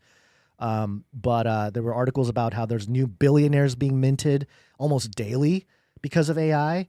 But also there was another one. I saw the headline and I didn't grab it, and I should have, just because there are so many articles on AI now that it's actually crazy. It's actually out of control. I remember when I first created the tag or the what is it? The search keyword function for searching certain words in Google Feeds. When I put artificial intelligence in there, and you get a couple articles a day, maybe like mainstream talking about stuff, but now it's just daily bombarding of AI being in every article, almost on every news site and everything. But one of the headlines that I found, I don't have with me, but I saw was that it was reporting on the dichotomy of AI being reported. So basically they were saying, if you read through and scour all the different types of AI articles out there, there's a major divide between people who are pro AI and saying, hey, this is the greatest new thing, it's going to disrupt, but it's ultimately good, and just all the negative dystopian stuff, which, for example, the whole one we talked about earlier from Futurism about the AI psychosis and Antichrist and aliens and bizarre delusions. There is almost a right-left paradigm being created in terms of how AI is being reported in the public. And I don't know, it feels like all of it will become ultimately irrelevant because AI is just going to take over literally everything. And so, at a certain point, all the reports are being made by AI too, or at least touched by AI. And that'll continue to happen. So I don't know, Basil. It feels like the beast is just here, it's just kind of sleeping, hanging out, letting everything play out. And then when the time is ready, it'll just pounce. I don't know if you heard this, Gons, but I'm told by reliable sources that the Antichrist is going to cause a financial apocalypse in the next 2 months. Okay. 2 months. Okay. All right. I read this on Futurism. It's mainstream media, so therefore it's true. It's true. this economic aspect of it. I mean, even going back to the HMRC, His Majesty's Royal Tax Collectors, I guess. I don't know what it means. There's this kind of balancing act with the public right now regarding the economy. Because on one hand, we're getting a lot of good news. Cryptocurrency is blasting off. People are feeling good. The jobs numbers, depending who you listen to, are either okay or not that bad.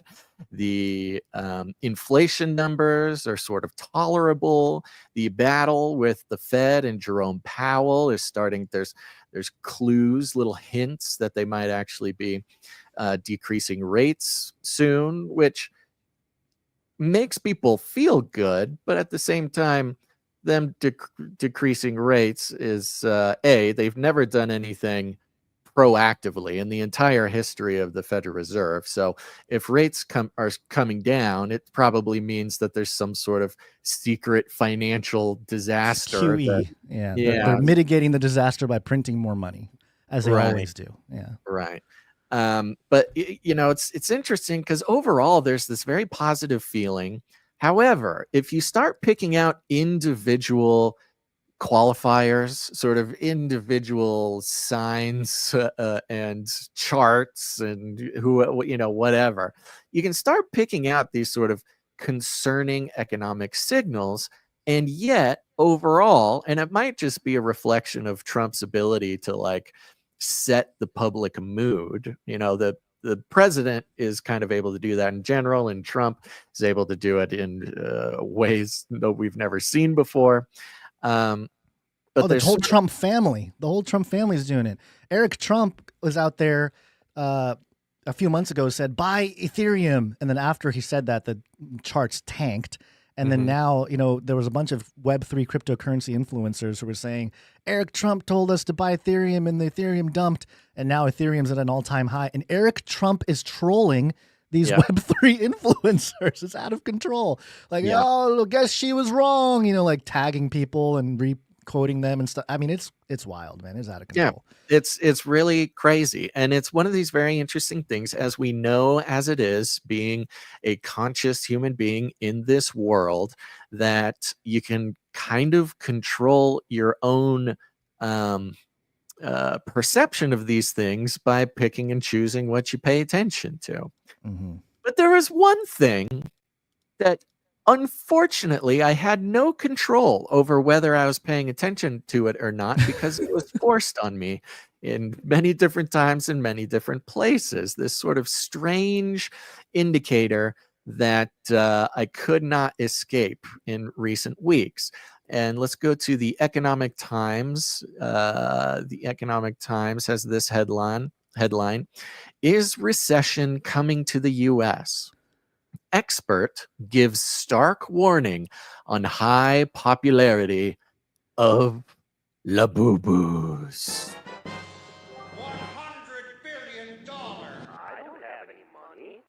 Labubus. Labubu? What, Labubus in the U.S. economy? What is happening? What is going on? If you don't know about Labubu, who are you, and where have you been? You must bow down to Labubu.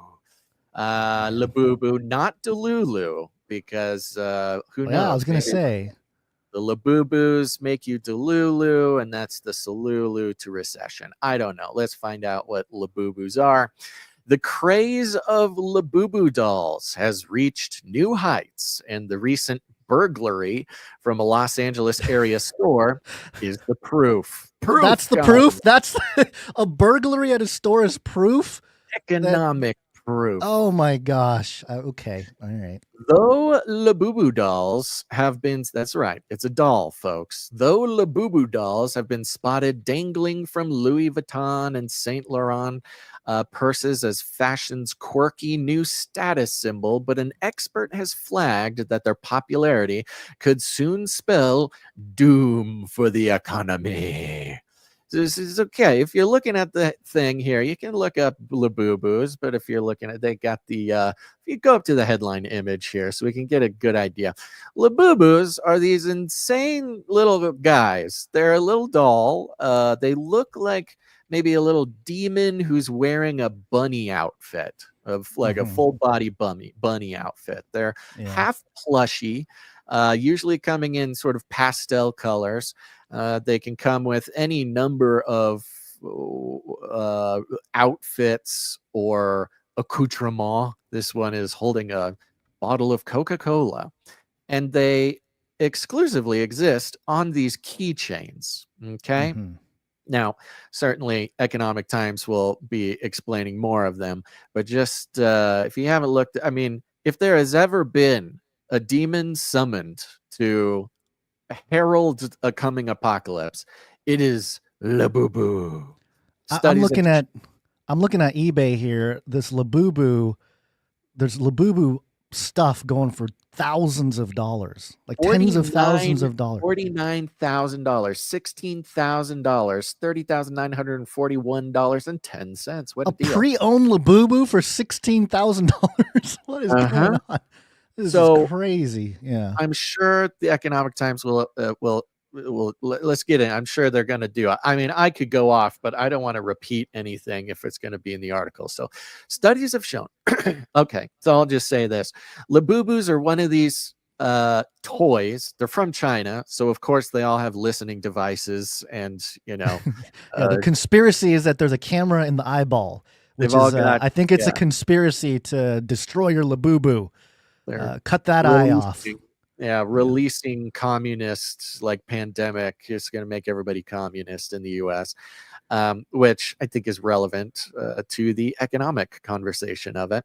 But you purchase, they're a mystery box type of toy. If you've had kids or have any kids in your life that are, under 16 years old, these mystery toys. There's a lot of them where you buy a box, you don't know what's in the box, you open it up, and the hope is that you'll get some ultra rare one or some super fun one. But it's when you purchase them retail, you don't know what you're buying, which is why all the very expensive Labubus are available online. It's the closest thing to Beanie Babies I think we've had since Beanie Babies. Yeah. Except for Beanie Babies, you knew what you were buying. This is and this concept of the mystery box was actually perfected in video game culture. It was a way for video game creators, app creators, to basically create gambling for children. And most video games, at least online multiplayer video games, they'll have some sort of aspect of this where you get a bunch of points, you win enough games, you can purchase a mystery box, which will have special gear or whatever. But the system is set up to get children, in that case, hooked on the gambling aspect of these mystery boxes. In fact, there's been several attempts to make this mystery box thing illegal because it is basically gambling for children. And in this case, we've seen these types of mystery box toys come out available for kids, and most of the time it's some worthless thing that you already have 10 of, but you just gotta buy the next one. It's this emotional roller coaster. It's an emotional product more than anything. And with these Labubus, these prices are insane. Surpassing any price of Beanie Babies is really outrageous. Well, just as a quick cultural or historical sort of flash, it was created by an artist named Casing Lung. He was born in Hong Kong. He was raised in the Netherlands. He's based in Belgium. And in 2015, there was something called the Monsters series. And that's when Labubu was first introduced. And the Pop Mart's blind boxes, it started in 2019. That's when it kind of kicked off. So I don't know what made it pop off in the last 2 years that made it so popular, especially the last year. I think there was maybe this year a Labubu that was 4 foot mint of a Labubu sold for $170,000, and now obviously it's everywhere, depending on the size. But the global collector demand is super high right now. It's like a fashion accessory. So it's interesting because it's another one of those things where it's kind of been around for a while, but for whatever reason, caught cultural fire the last year and a half or something. Yeah. So And this, always interesting to study the history of some of that. This aspect of the status symbol is a big part of this. Studies have shown that during economic downturns, consumers are more attracted towards dopamine spiking splurges that don't break the bank, like lipstick, ice cream, or movie tickets labeled as affordable luxuries by experts. These creepy but cute, mischievous Labubu dolls could be its latest iteration. This effect is actually called the lipstick effect. It's been identified in previous recessions where lipstick sales will soar because, the woman of the house who's doing the grocery shopping and things like this, at least traditionally, will have a tightened budget. And so they're not able to splurge on many things, but just for her, she's home, she's working hard, she's making it through, she's doing the budget, she's, a good mom. They tend to start buying lipstick at higher rates because lipstick is cheap comparatively. Because the Watchers taught women how to put on makeup back in the days of Enoch. Yeah. It's the antimony. Thank you to Azazel, the Watcher. Yes, thank you, Azazel. Brought antimony. Again, antimony is found in decent levels of the Black Rock Desert during Burning Man. And if you want to know the connection between Azazel, Yom Kippur, and antimony mining, across the world, and perhaps why we're going to war with Brazil, you're going to want to tune into last Thursday's Canary Cry Clubhouse. And tune in tomorrow for another Canary Cry Clubhouse to get the secrets of the universe.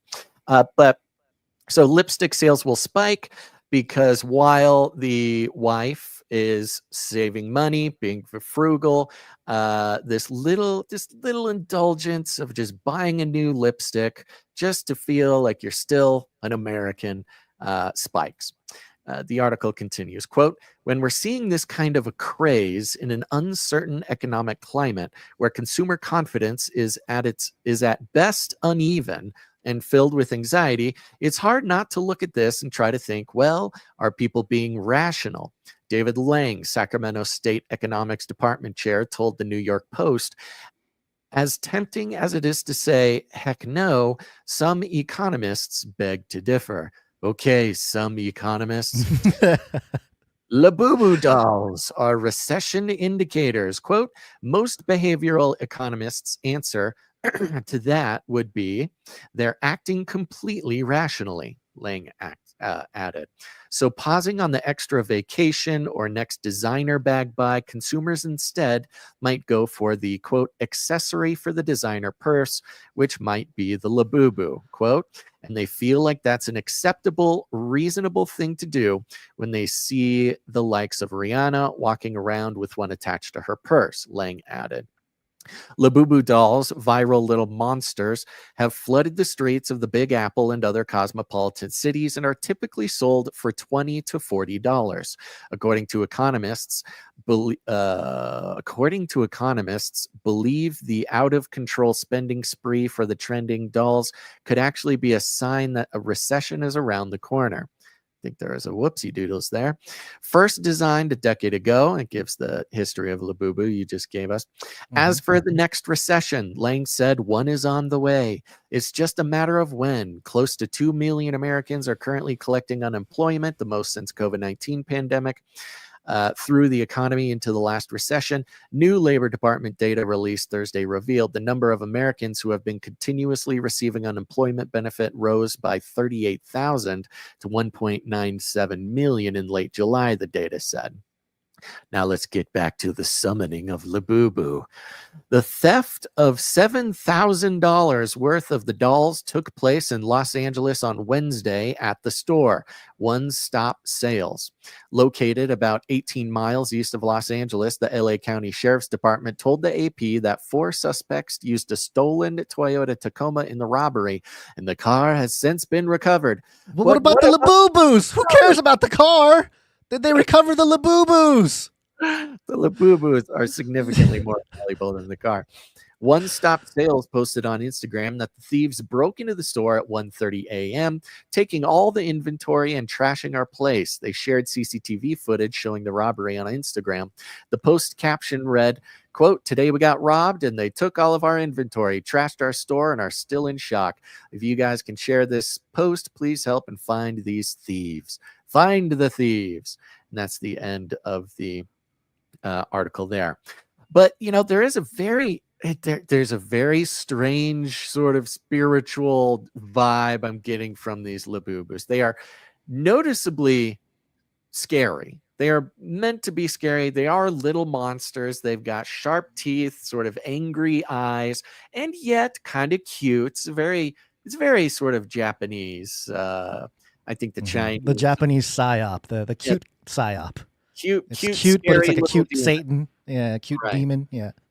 Yeah, I don't know. I think it's possible that there is some sort of grand summoning going on with these Labubus, the heralding of the economic apocalypse from the Antichrist. Again, if you listen to ChatGPT. Just put this Labubu on your right hand or your forehead, and you'll be able to participate in our economy. It is the mark of the beast. Mark of the Labubu. The Labubu is Delulu. The Labubu is Delulu. It's very interesting. We haven't seen something as, I think, like this specifically since Beanie Babies. By the way, it said there in the article, $20 to $40 to purchase the mystery box, and then $49,000 if you get lucky and get the one that, I don't know, Beyonce wants or something. But it's a very interesting, the fact that they sell for so much when you get a rare one is, it makes you think like, well, heck, if they're 49 grand, people must be pretty flush with cash. But the point is not that most people are purchasing them for 49 grand. There's only there's only a few, specific. I mean, you get back to we're talking the Gilded Age. The fact that there's enough rich people purchasing these for 50 grand is very bizarre. Maybe this is the white hat psyop, where you get something like this, you create artificial scarcity with an object, and the masses might spend $30, $40 on a Labubu mystery box, but ultimately you get a winner out of it, and then the rich folk who have 50 grand to drop on a doll will. It's a redistribution of wealth, Basil. You just gotta, you gotta win. You gotta win the. I guess that's an affordable luxury for some people. Some people out there are really slumming it. They don't want to buy the $27 million mansion or the $5 million car, so they, just spring for a nice cheap luxury, a little $50,000 Labubu doll, so they can fit in. I don't know, in Dubai. Where in the world, if you have a $50,000 little demon that's been summoned to, destroy the economy of the United States, where in the world would you wear that in public? It's just on a little keychain. Somebody could run up and snatch that off your purse so easy. They don't even want the purse. They just gotta want be in the right. Labubu. You got to be in the right setting. That is crazy to think that that a thief would go for the Labubu before the Rolex or something. Like you're walking into some club and some guys like, they got the super Labubu, and then they get swarmed, and I wonder if they keep their stuff, but if they're serial numbered. Probably if they serial number the Labubus, so you can track down. Is there a Labubu validator somewhere? Because there is a problem with fake Labubus. That's been an issue. Yeah, that's a good question. They should put little chips in them or put them on the blockchain or something. Are we going to buy Labubu?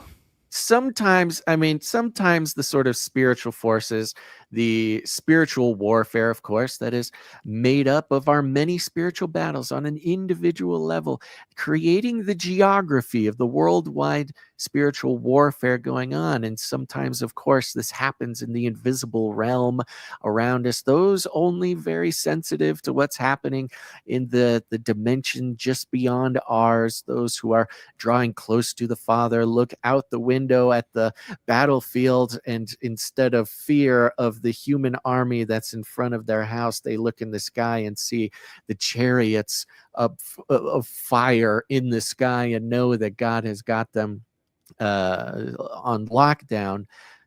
But sometimes there is an army of Labubus outside the window. Sometimes the dark spiritual forces find a way to manifest and at least express themselves. I mean, talk about, I don't know anything about this guy who invented them, but you know, the signifier, I don't know if these Labubus, you know, can operate like a gray alien and be used as sort of a vessel for a wandering spirit of a long dead Nephilim to be able to manifest in this physical realm and bring about the wishes of their dark lord or whatever. But if anything could stand for a dark vessel for wandering Nephilim spirits, the Labubu is it.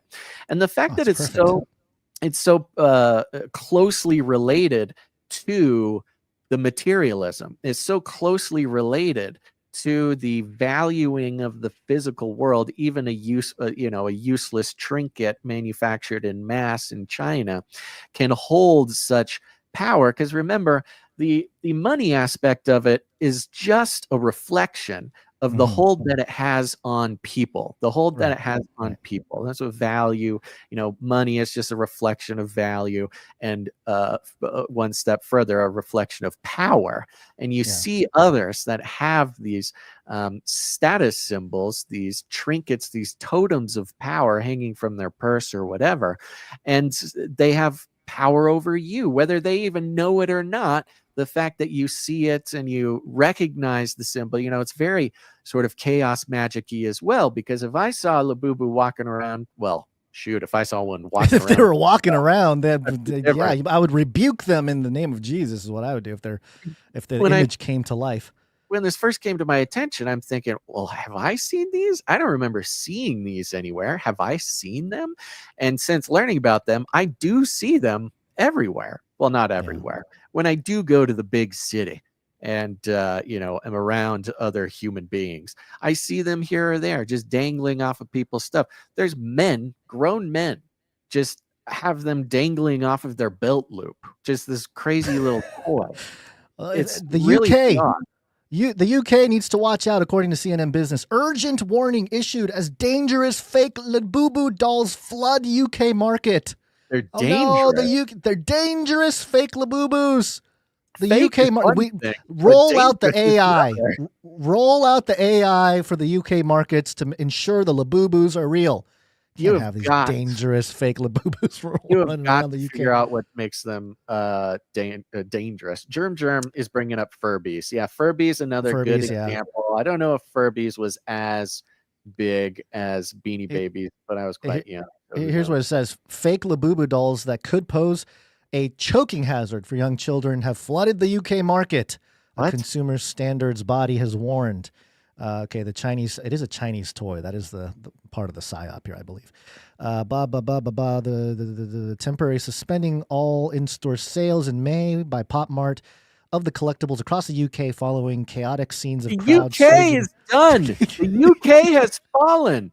This is a psyop. The UK government is just rounding up all these Labubu dolls, calling them fake and dangerous, but they're going to use them as a sort of nationalized stockpile of Labubu so they can get themselves out of debt. I'm just waiting for Trump to come out and say, we're doing it. We're creating a national stockpile of Labubus. The Labubus. I want all Labubus made in America. We're going to make American Labubus great again. Decrease American Labubus. We're done with this deficit spending. It's time for Labubus. They will save the economy. So apparently the eyeballs and stuff fall out of the fake ones, and then the kids can swallow it, and so it's a Look it's a at that hazard. You can't be cheap having Labubu. cheap Labubu. I can tell that's fake just from looking at it. Look at that. The hands are falling off, the eyeballs. I kind of want to get a fake one, just like just to troll people. You want go to a grocery store. You should get it like we should get a fake. We should get like 10 fake ones and make a little necklace out of them, and then just walk around town, see what people say. The Labubu Slayer. Yeah. The Labubu Slayer. I don't know, man. I do get the vibe that there is some. I mean, there is some sort of sigil totem magic going on here. Again, not even saying every Labubu purchaser is some sort of wizard, but the strength, the hold that this has, especially in such a dangerous time to be materialistic, Yeah. The mammon worship, worship, true, idol worship, even. Yeah. It says here in the CNN article, quote, without proper safety checks, they may also contain toxic substances such as lead, harmful dyes, or banned plasticizers. All of a sudden they care so much about all those things, right? That's very interesting. Yeah, good point. And then it says, last month, CNN reported on the massive production of fake Labubus in China with the cheap copycats dubbed Lafufus. Can't have those Lafufus. Oh, yeah, that makes sense. It's the Lulu with the Labubus, but you better not have a Lafufu. I wonder, this is, what are we doing, Gons? If we could just make something, just some Labubu. I don't know. What about a plushie? What about a plushie? Some sort of plushie. It just needs to catch on. Yeah. And timing is everything with this, is what it is.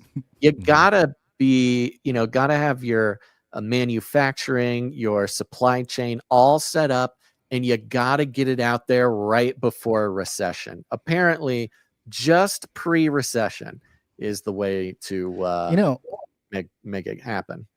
Our supply droppers kind of have a mystery box type thing going on. They get a box, they're not sure what's going to be in it, and then boom. Maybe sort of Labubu. Maybe we can, counterfeit Canary Cry Labubu. I don't know. Let's see. Birds, canary, can-cans. I don't know. That's Labazels. Well, they stole our Basil Boo Boo thing here.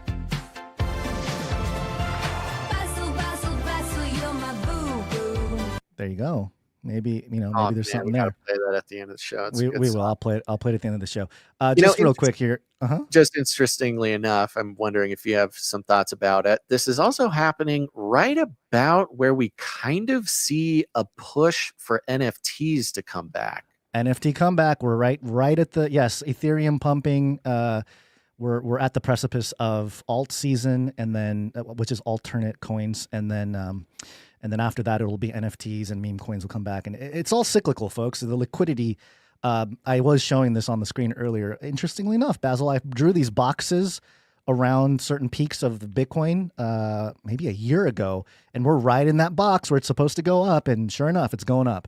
And we'll probably see, Bitcoin break $150,000.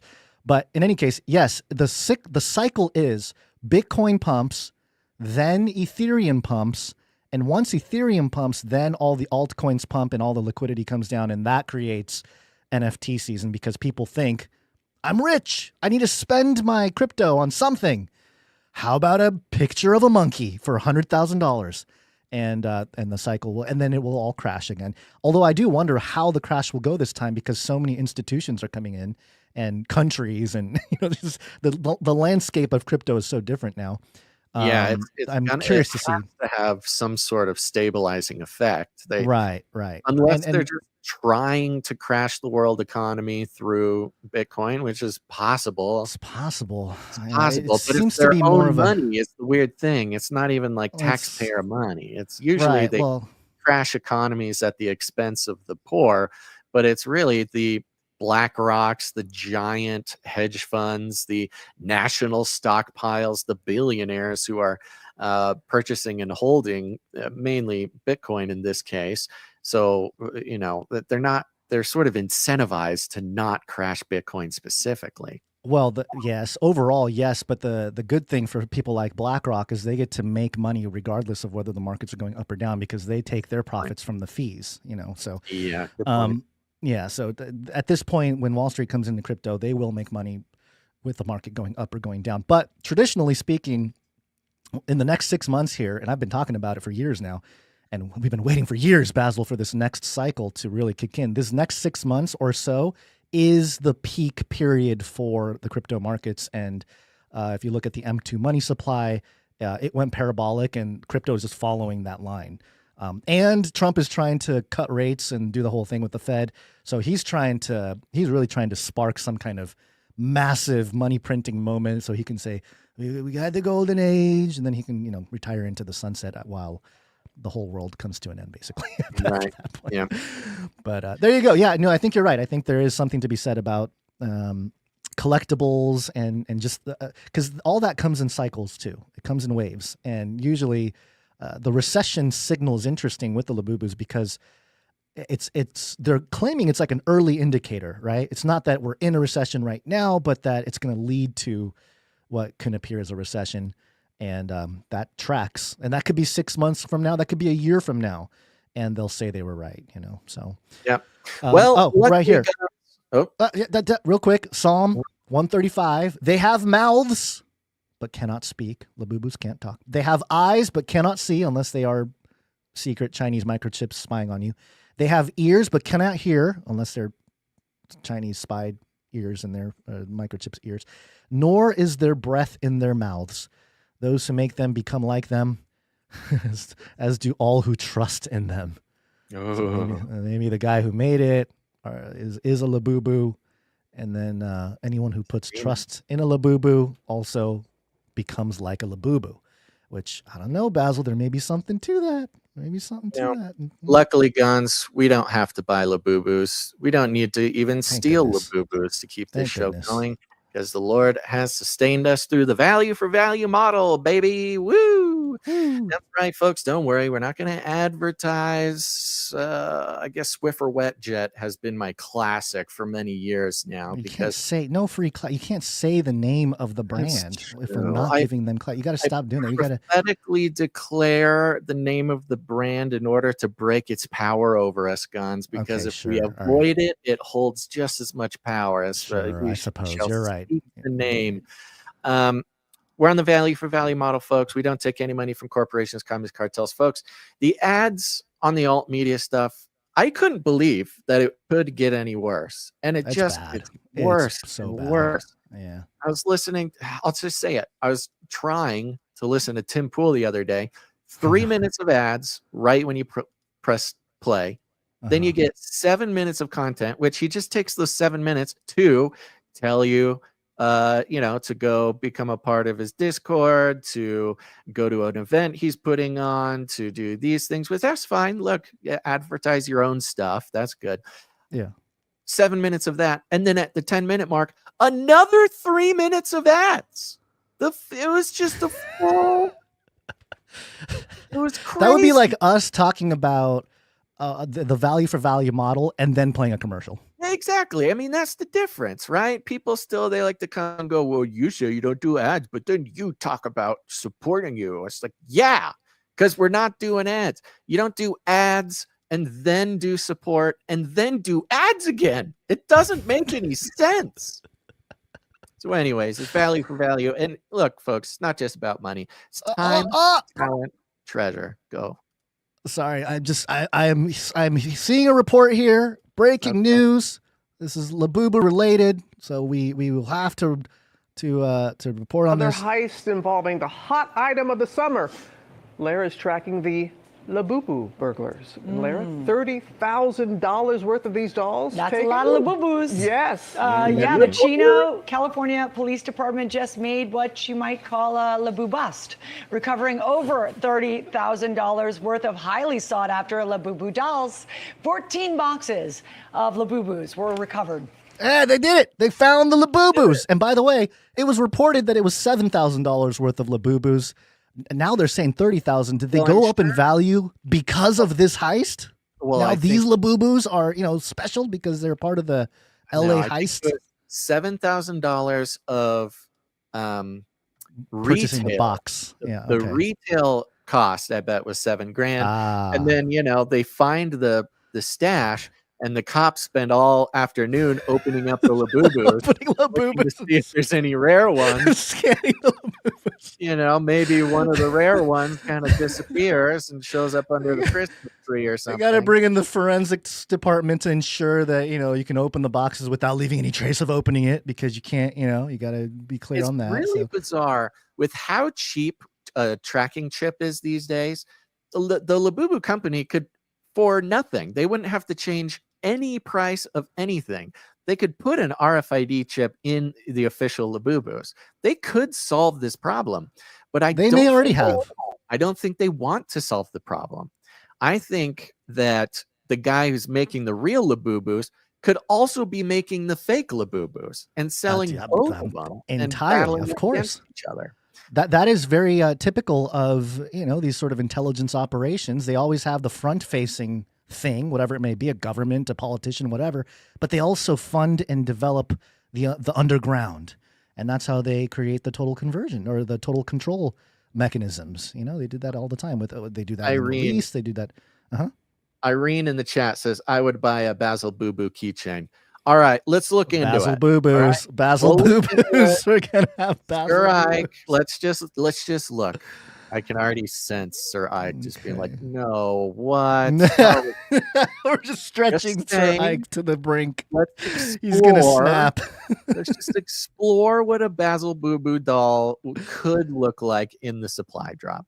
Now, will you be a monster? What would you be? What creature? What character? No, I'd probably just be me in cute plushie form. Maybe have instead of a, you know, what is it called? A bunny outfit on. Maybe it's like an emu outfit. Or maybe we just make little chibi. We could probably just make little chibi plushies of us on keychains. True. But the closer we make them look like Labubus, the bigger the chance that they'll catch on and people will wear them around. Basil Boo Boo, yes. Poco Joe, thank you very much. Okay. What was I saying? Oh, what are we doing? Oh, we're getting in. We're doing value for value. Thank you. Sorry, I got derailed. I found this article about. You get the point, folks. Time, talent, treasure. It's the only reason we exist. This is a much more than just a podcast. This is a family, a community that's been around for a very long time. And we're going to thank some producers who come in with their time, their talent, their treasure. And remember, these people deserve our thanks, all of our thanks, not just mine, not just Gon's, but all of ours, because these are the people keeping the show alive. One more episode. I will say, producership was quite low this episode, but that's why you get the Labubu story. Okay, you didn't like the Labubu story? Well, can produce the episode. All right, I'll start with our executive producers. You ready? Labubu, yes. Okay, here we go. We've got executive producer, of course, Sir LX Protocol, V2 Baron of the Brian Protocol. Sir LX Protocol.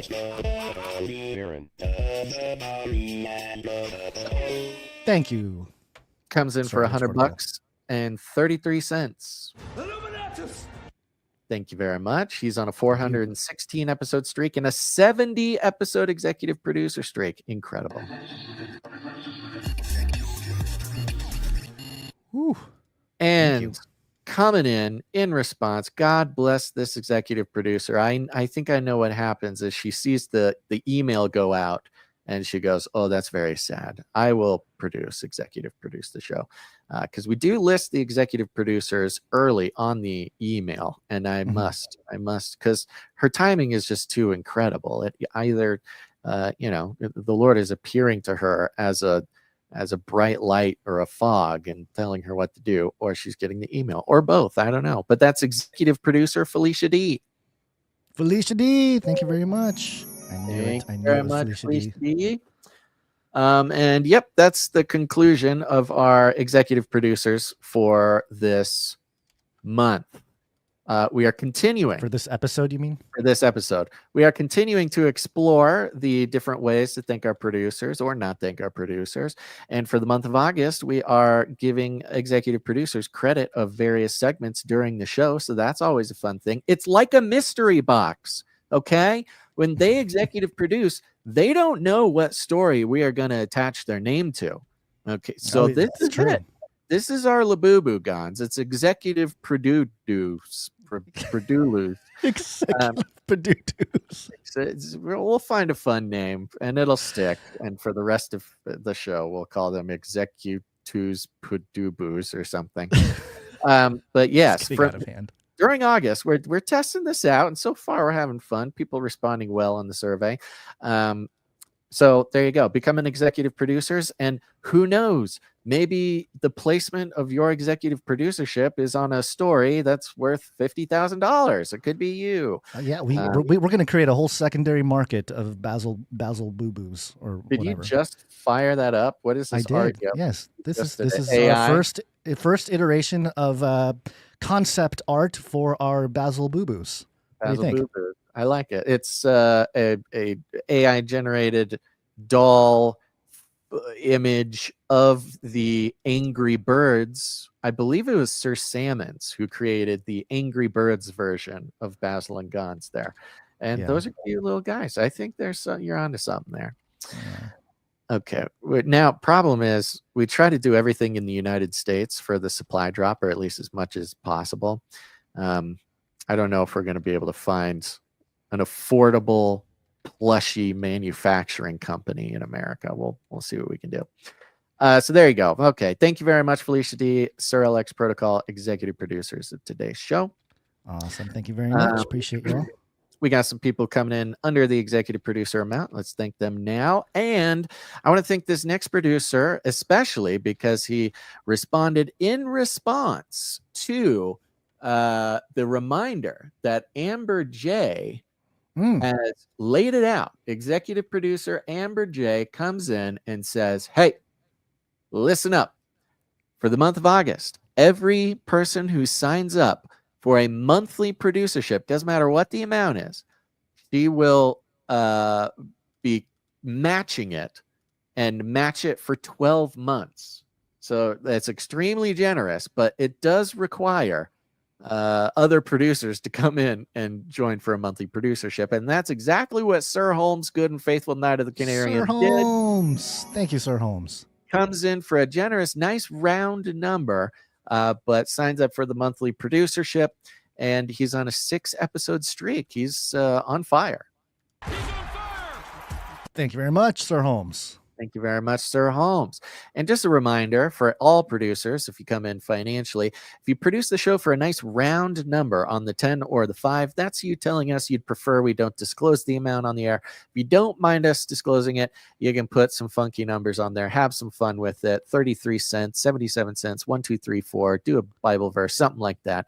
That's telling us that you don't mind us disclosing it. Thank you very much, Sir Holmes, good and faithful Knight of the Canarium, coming in for that monthly producership to be matched by Amber J. All right. Next up, God bless him, we had Sir Casey the Shield Knight come in. Ooh, Sir Casey the Shield Knight. He came in with quite a few producerships. One of them included $7.77. And he is on a 561 episode streak. Oh, my goodness. And he sent a private note for fear that he had missed an episode for his streak. I don't think he did. I think maybe he didn't hear his name on Monday, or maybe I didn't read it on Monday, because I have him on the list for Monday. But don't worry, Sir Casey, you're good. The streak is continuing. I thought Sir Casey had found a way to put it on like an automatic every other day option or something. He's been so faithful and so consistent for so long. I did not know that he was actually doing these individually every episode. Very impressive. Sir Casey, your streak remains the longest streak in Canary Cry history. Sir Casey, the Shield Knight. We also have the one and only, the American Hobo, comes in for 23.32. American Hobo, thank you very much. Yeah, and he's on a 32 episode streak. Oh, yeah, one more, and he's almost at there. that elusive number. Yes, almost there. Next up, we have, who's this? Oh, Elio's back. Elio comes in for 10-10. Thank you, Elio. What'd you say? 10-10? 10-10. She's on a 2-episode streak. That is a streak. Watch out for the AI over there in the UK there, Elio. I know. Looks I like they're do taking fear over. for And Elio. those fake Labubus. Yeah, don't choke on the fake Labubus. Don't put the Labubu eyeballs in your mouth. Who's this? We had producer Raul S. came in. He's Raul back S. for All right. 2230. Thank you, Raul S. Very much. Glad to have you back on the list, Raul. We also have Jessica L came in, producer Jessica L. Now, producer Jessica L came in for 333, which usually does not get read in this moment, but she did sign up to produce monthly for 333. So that'll be matched for a year by Amber J. Thank you very much. There you go. And of course, remember everybody, go to cagerattlercoffee.com. I'm not going to give the whole thing on that, but just got to remember, if you forgot, if you haven't done it, go to cagerattlercoffee.com. Get some Canarian coffee made for Canarians by Canarians. Support the show, support Canarian families. It's called the parallel economy, folks. Ever heard of it? All right. We also have Mrs. Oh, that concludes the list of financial producers who came in for $7.77 or more, which entitles them to have a note read on the show. But we have some people who come in under that amount, usually to keep streaks going, and so we'll thank them here. We'll catch them up. We've got Mrs. Tinfoil Hatman is on 166 episode streak. Thank you, Mrs. Tinfoil Hatman. We've got Veronica D on a 505 episode streak. Thank you, Veronica D. Got Sir Scott, Knight of Truth, on a 552 episode streak. Thank you, Sir Scott. And we've got Sir K the Shield Knight. We already did his. Oopsies. What?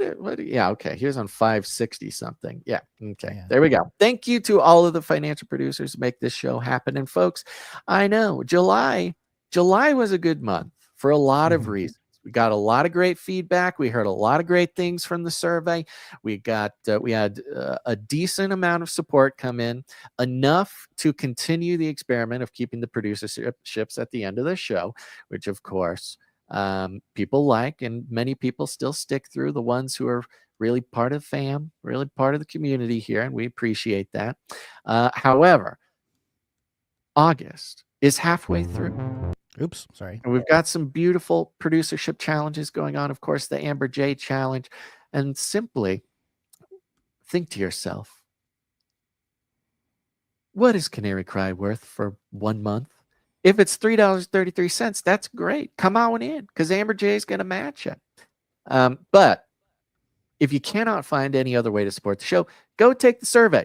The survey is right there down in the description of the show. It's that URL right there. It says tiny.cc/cc867. That's the number of the episode. We're doing these. We're going on month 2 now of these surveys. And goodness gracious, the show just keeps getting better and better. Why? Because people are taking these surveys. We need a few dozen more people to take the survey from last episode. We need a baseline understanding of what people think about having the executive producers think at the beginning of segments. Okay. So if you have thoughts about it, if you like it, if you don't like it, whatever it is, click on that. Take the survey. It's only 2 questions. It takes 15 seconds. 2 questions that are required. There's other options on there. If you want to give us more information, you can give us all sorts of stuff. But there's only 2 required questions. You can take it anonymously if you'd like. And it's very important because, look, if you're just leaving comments or sending emails or something, that's just dust in the wind, baby. But doing it by taking these surveys, that's data. That's data. Become part of the Canary Cry prompt engine and go get involved there. Please, it's a very important thing to do. Tiny.cc/cc867, or just click on it right there in the description. Even if you are listening to the podcast version, it's right there in the podcast description. Okay. Do you have any announcements or any fun things going on, Guns, while I take a second to catch up Don't here? think so. Oh, I may be out next Monday again. Got my dad's thing going on. Although, based on the time that you go live, I might try to just call in to be part of the show as, kind of loosely doing the show without mobile, not necessarily behind the saddle here, but just a heads up. Heads up to you and heads up to everybody that I may be. To everybody. On the Sounds move. good. Yes. Sounds good. Yes. Easy peasy. All right. Well, what I do want to do is remind everybody to take out their phone, take it out right now, open up the text message list. There you go. There you go. And text the word canary to 877-740-3226. That'll put you on the Canary Cry text message alert system, which is a very fun, very important thing to do because if you are getting any notifications at all, you are in the maybe 2% of listeners, followers, subscribers, whatever, who actually get notifications. However, we can't guarantee that that will continue to happen at any moment. Remember 2001 when Face Like the Sun channel just disappeared forever and you never saw us again until about last month? Well, the way to avoid that is by texting the word canary to 877-740-3226. And we'll just send you a little text before every show. But the fun part is you can text us back at that number, and I read them and I love them. And sometimes we read them on the show here. Let's see. Somebody texted. I'm going to just take a stab at this. 269 text and says, have you seen this show? Wow, great show. What a show. I saw the show. Googly eyes. Whoa, a little weird. He's okay, but a little weird. And Asian provocateur. We love this guy, don't we? I was like, look at these guys. I said, what a show. This is some sort of AI? hypnotic. I don't know. It's some sort of like it almost makes me think it's like a David Bowie song. Like you remind me of the babe. What babe? The babe with the power. What power? The power. You know that. You're kind of kind talking of like to how I yourself. read it a little bit. But whatever it is, I appreciate it and thank you very much. 269. Remember, people, keep an ear out for your area code too, because this is where people are finding out that there's other Canarians in their area code. Oh, there's Sir Holmes. Sir Holmes sent a message. I was looking for this message. Sir Holmes here. I sent a monthly donation for the Producer Match Challenge. Thank you, Sir Holmes. 337 says the googly eyes need to be backlit. LED googly eyes. I'll look into that. Let's see. 970 says, howdy, howdy, and yeehaw from out yonder. Howdy, howdy, 970.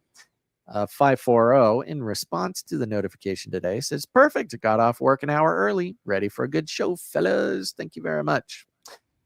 Here's 254 sent another limerick here. Says, at Burning Man, Basil's known as a giver. Gonza's zeal is like a raging river.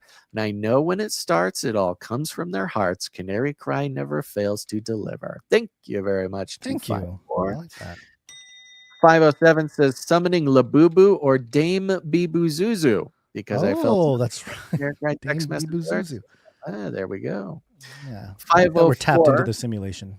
I know. 504 just texted and says, greetings, long-time unspecified watcher. Much love. Appreciate you both very much. Thank you very much. Thank you. Now, 515 just texted 2 words, and those words are meet ups. And when I see that, I know what happened here to 515, and I'm here to help you, 515, because what 515 was trying to do is sign up for the meetup alert system, which is also done by texting the same number. Okay, 877-740-3226. Text one word, meetups with an S. Canary Cry Meetups. MEETUPS, one word. I'm realizing now I should have made it 2 words because people's autocorrect is making meetups 1 word into meetups as 2 words. And so that's a whoopsie on my part. But try it again, 515, text meetups to 877-740-3226, and you'll get put on our meetup alert system. We'll send out very few, by the way. We're not spamming this number, but maybe once a week, you'll get a text message that will tell you about all the meetups going on, and you get an opportunity to text back, put on a meetup yourself, wherever you are. So text meetups to that number. That's good. And Gons, we have some meetups coming up this month. August is a big day so far for meetups, big month rather. Yeah. And let's see, we've got the Kansas City area Canary Cry meetup. That's going to be on August 24th.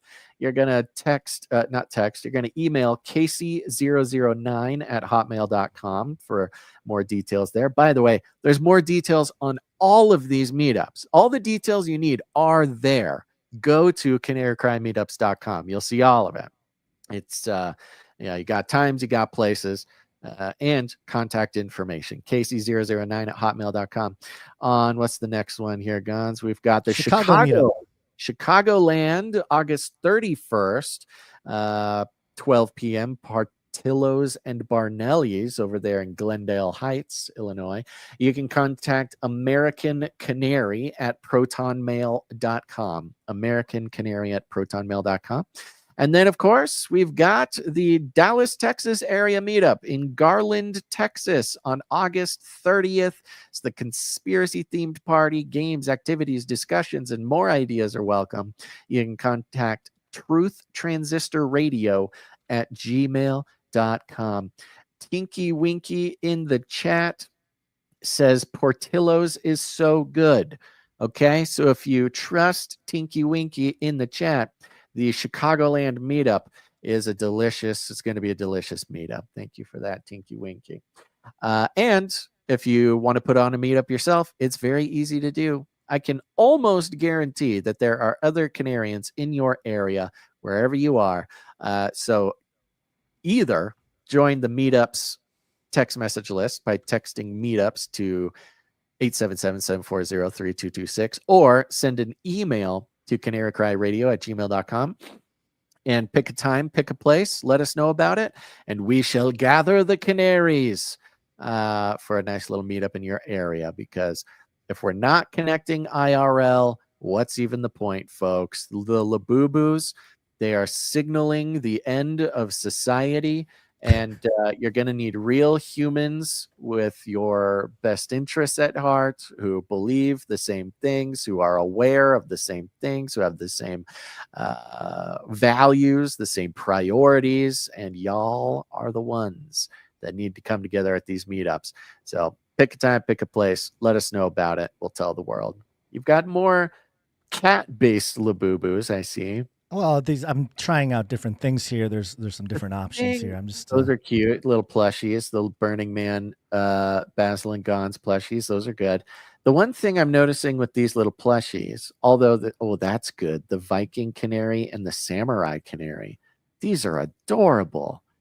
One thing that's different with the Labubus versus these, though, is that the Labubus have that like hard plastic molded face. Yeah. You know? Do you think you'd be able to convince AI to try to give it a plastic face? Just like, I don't know, duplicate the Labubu manufacturing process a little bit more? We can give it possible. A shot, I suppose. Give it a shot. Give it a shot. This is, see, folks, the end of the show, it's not just thanking producers and value for value. This is also a production meeting. Okay. We're here to come together to figure out the new hot product that can signal the downfall of the American economy. Except for the Basil Boo-Boos are going to signal the improvement of the economy. That's the thing. This is a symbol. Yes, the Basil Boo-Boos are going to signify the recovery, the close call of a nosedive economy pulling up at the last second and soaring off into the distance, because, that's how value for value works. All right, Gons, we know this. Yep. I know.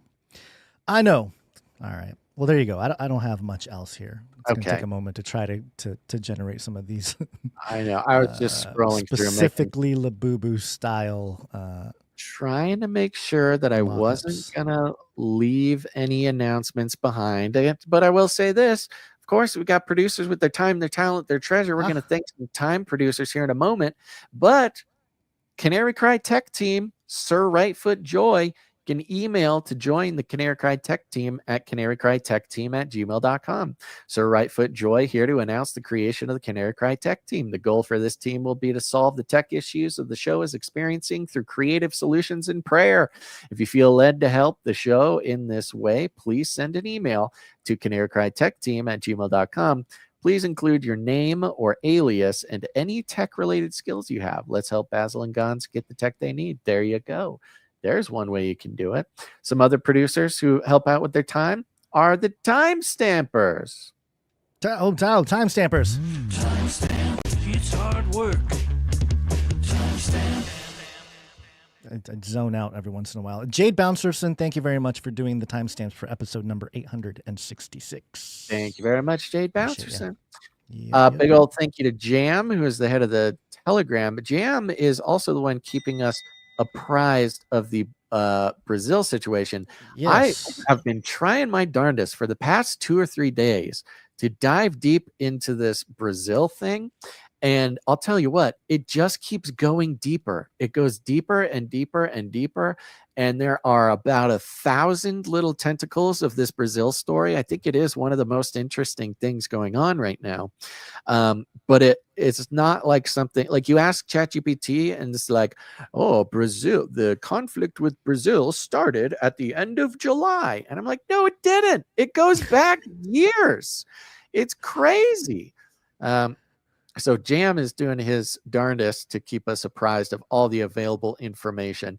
But I want to try to maybe get Jam to call in or something, but he's a busy Jam. guy. Yeah, I guess he's busy. He's He can put on a guy. voice, like a voice modulator. changer. I don't know. Yeah, we'll put up. He can put on a black face He's mask, in some Brazil. sunglasses.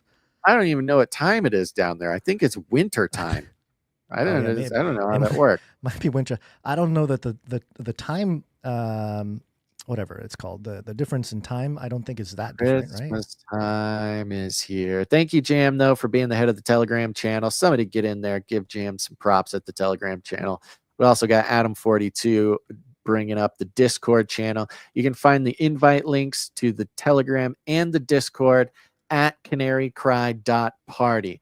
All sorts of links there, very important links, but you'll see the Discord, the Telegram links. Go join those communities because the public internet is dead. Then, of course, thank you, Joe, for all the feedback. Thank you to Clank for all the wonderful things you did. Clank did end up, let me see if I can pull it up. He did end up tracking down some of those questions we had last episode. Did I star? Did I not star? Please tell me. Oh, I'm in the wrong inbox here. Okay, here we go, Clank. Yeah, he tracked down things like the question we had about... No, that's the wrong Clank. There it is. There it is. Robophobia. We talked about on Canary Cry Radio episode 140. This was back in 2019. This is as far back as he could find. He marked the timestamps for your prediction about the Renaissance in sort of handmade human work stuff. Let's see here.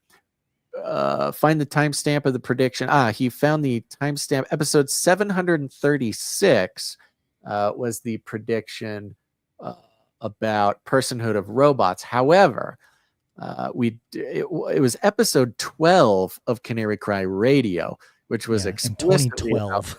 2012, explicitly about the personhood of robots conversation. So if you want to step into a time machine and see why Canarians were more prepared for this very moment in history than anybody else, go listen to Canary Cry Radio. This is Canary Cry News Talk. Canary Cry Radio, different show. Go check it out. You're going to love it.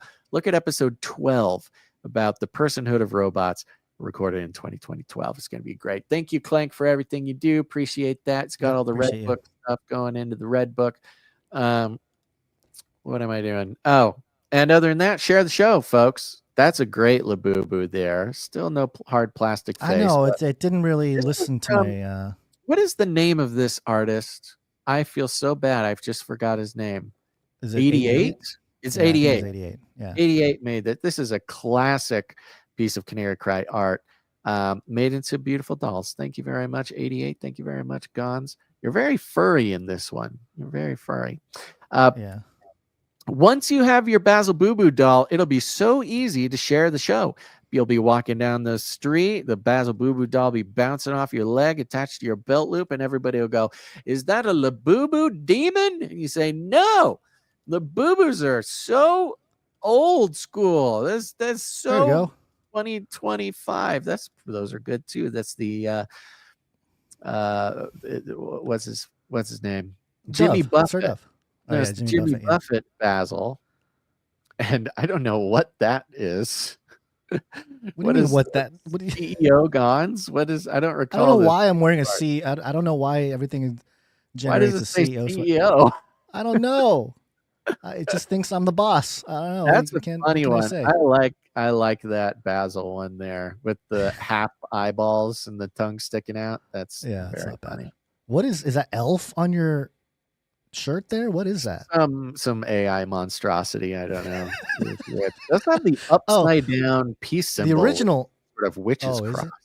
Oh yeah, look at that. No, the original piece of art from Dove with this is Nephilim penguins on your shirt in like a Hawaiian style shirt. So It couldn't Yeah. quite do it. Couldn't couldn't quite do make it. the That, well, Nephilim didn't want to give itself away. You know, it can't be showing us all the secrets of the Nephilim penguin. So Yeah, that's true. all right, I'm gonna get Share out the of here. show. Share it with your friends. Share it with Yes. your family, or don't share it. Share it or don't share it. It's up to you. I would say share it, but if they are looking for Labubus, don't share it with Labubu people. Only Basil Boo Boo people. It's up to you. But it is very, very important that you either share the show or don't share the show. I highly recommend it. But we call it rattling cages, and all you got to do is walk right up to him, grab him by the Labubu, and then you shake it. The end of the world occurred pretty much as we had predicted. I want to shake things up, stir up some controversy, rattle a few cages. Hey, stop that! You'll never silence me. I'm the last angry man, a crusader for the little guy. Leave the bird alone. Never. Rattle a few cages. Rattle a few cages. The human race will have every opportunity to improve. And if they don't? Ask Noah. That's right. Just ask Noah. Gons, you got any last words? Stay tuned for a musical piece that was sent in by Little Owen. Oh, yeah. The scripture is titled The Good Shepherd. The Good Shepherd lays down his life for his sheep. Love you guys. And he cited Ezekiel 34, 23, and 24. And I will set up one shepherd over them, and he shall feed them, even my servant David. He shall feed them, and he shall be their shepherd. And I, the Lord, will be their God, and my servant David, a prince among them. I, the Lord, have spoken it. There Lovely. you go. You're about to hear it. You're about to hear it go down. Perfect. All right, everybody. Thanks for tuning in to this episode of Canary Cry News Talk. Make sure to tune in next time. But until then, think outside the cage. We're all gonna die. This is the way. This is the way. We're all gonna die. We will hunt you down and make you pay. It will kill. They love killing. Feed him more. Feed him more. Armageddon's on the way.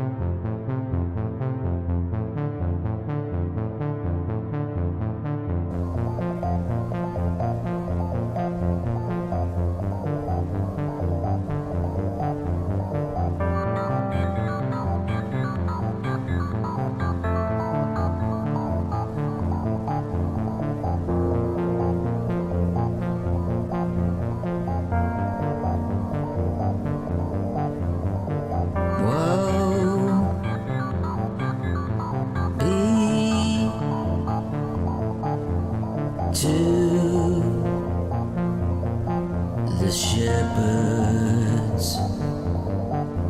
of Israel that do feed themselves. Should not the shepherds feed the flocks?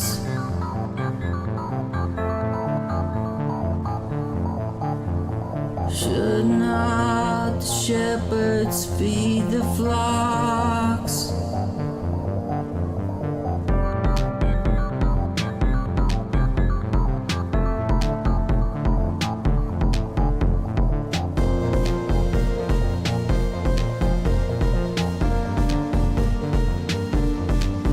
For thus saith the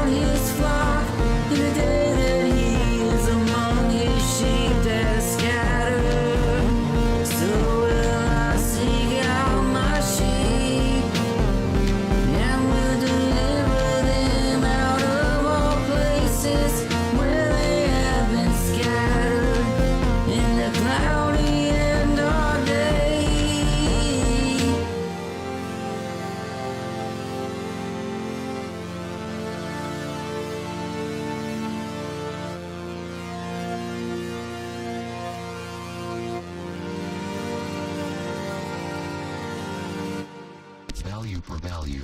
We take no money from corporations, commies, or cartels. Good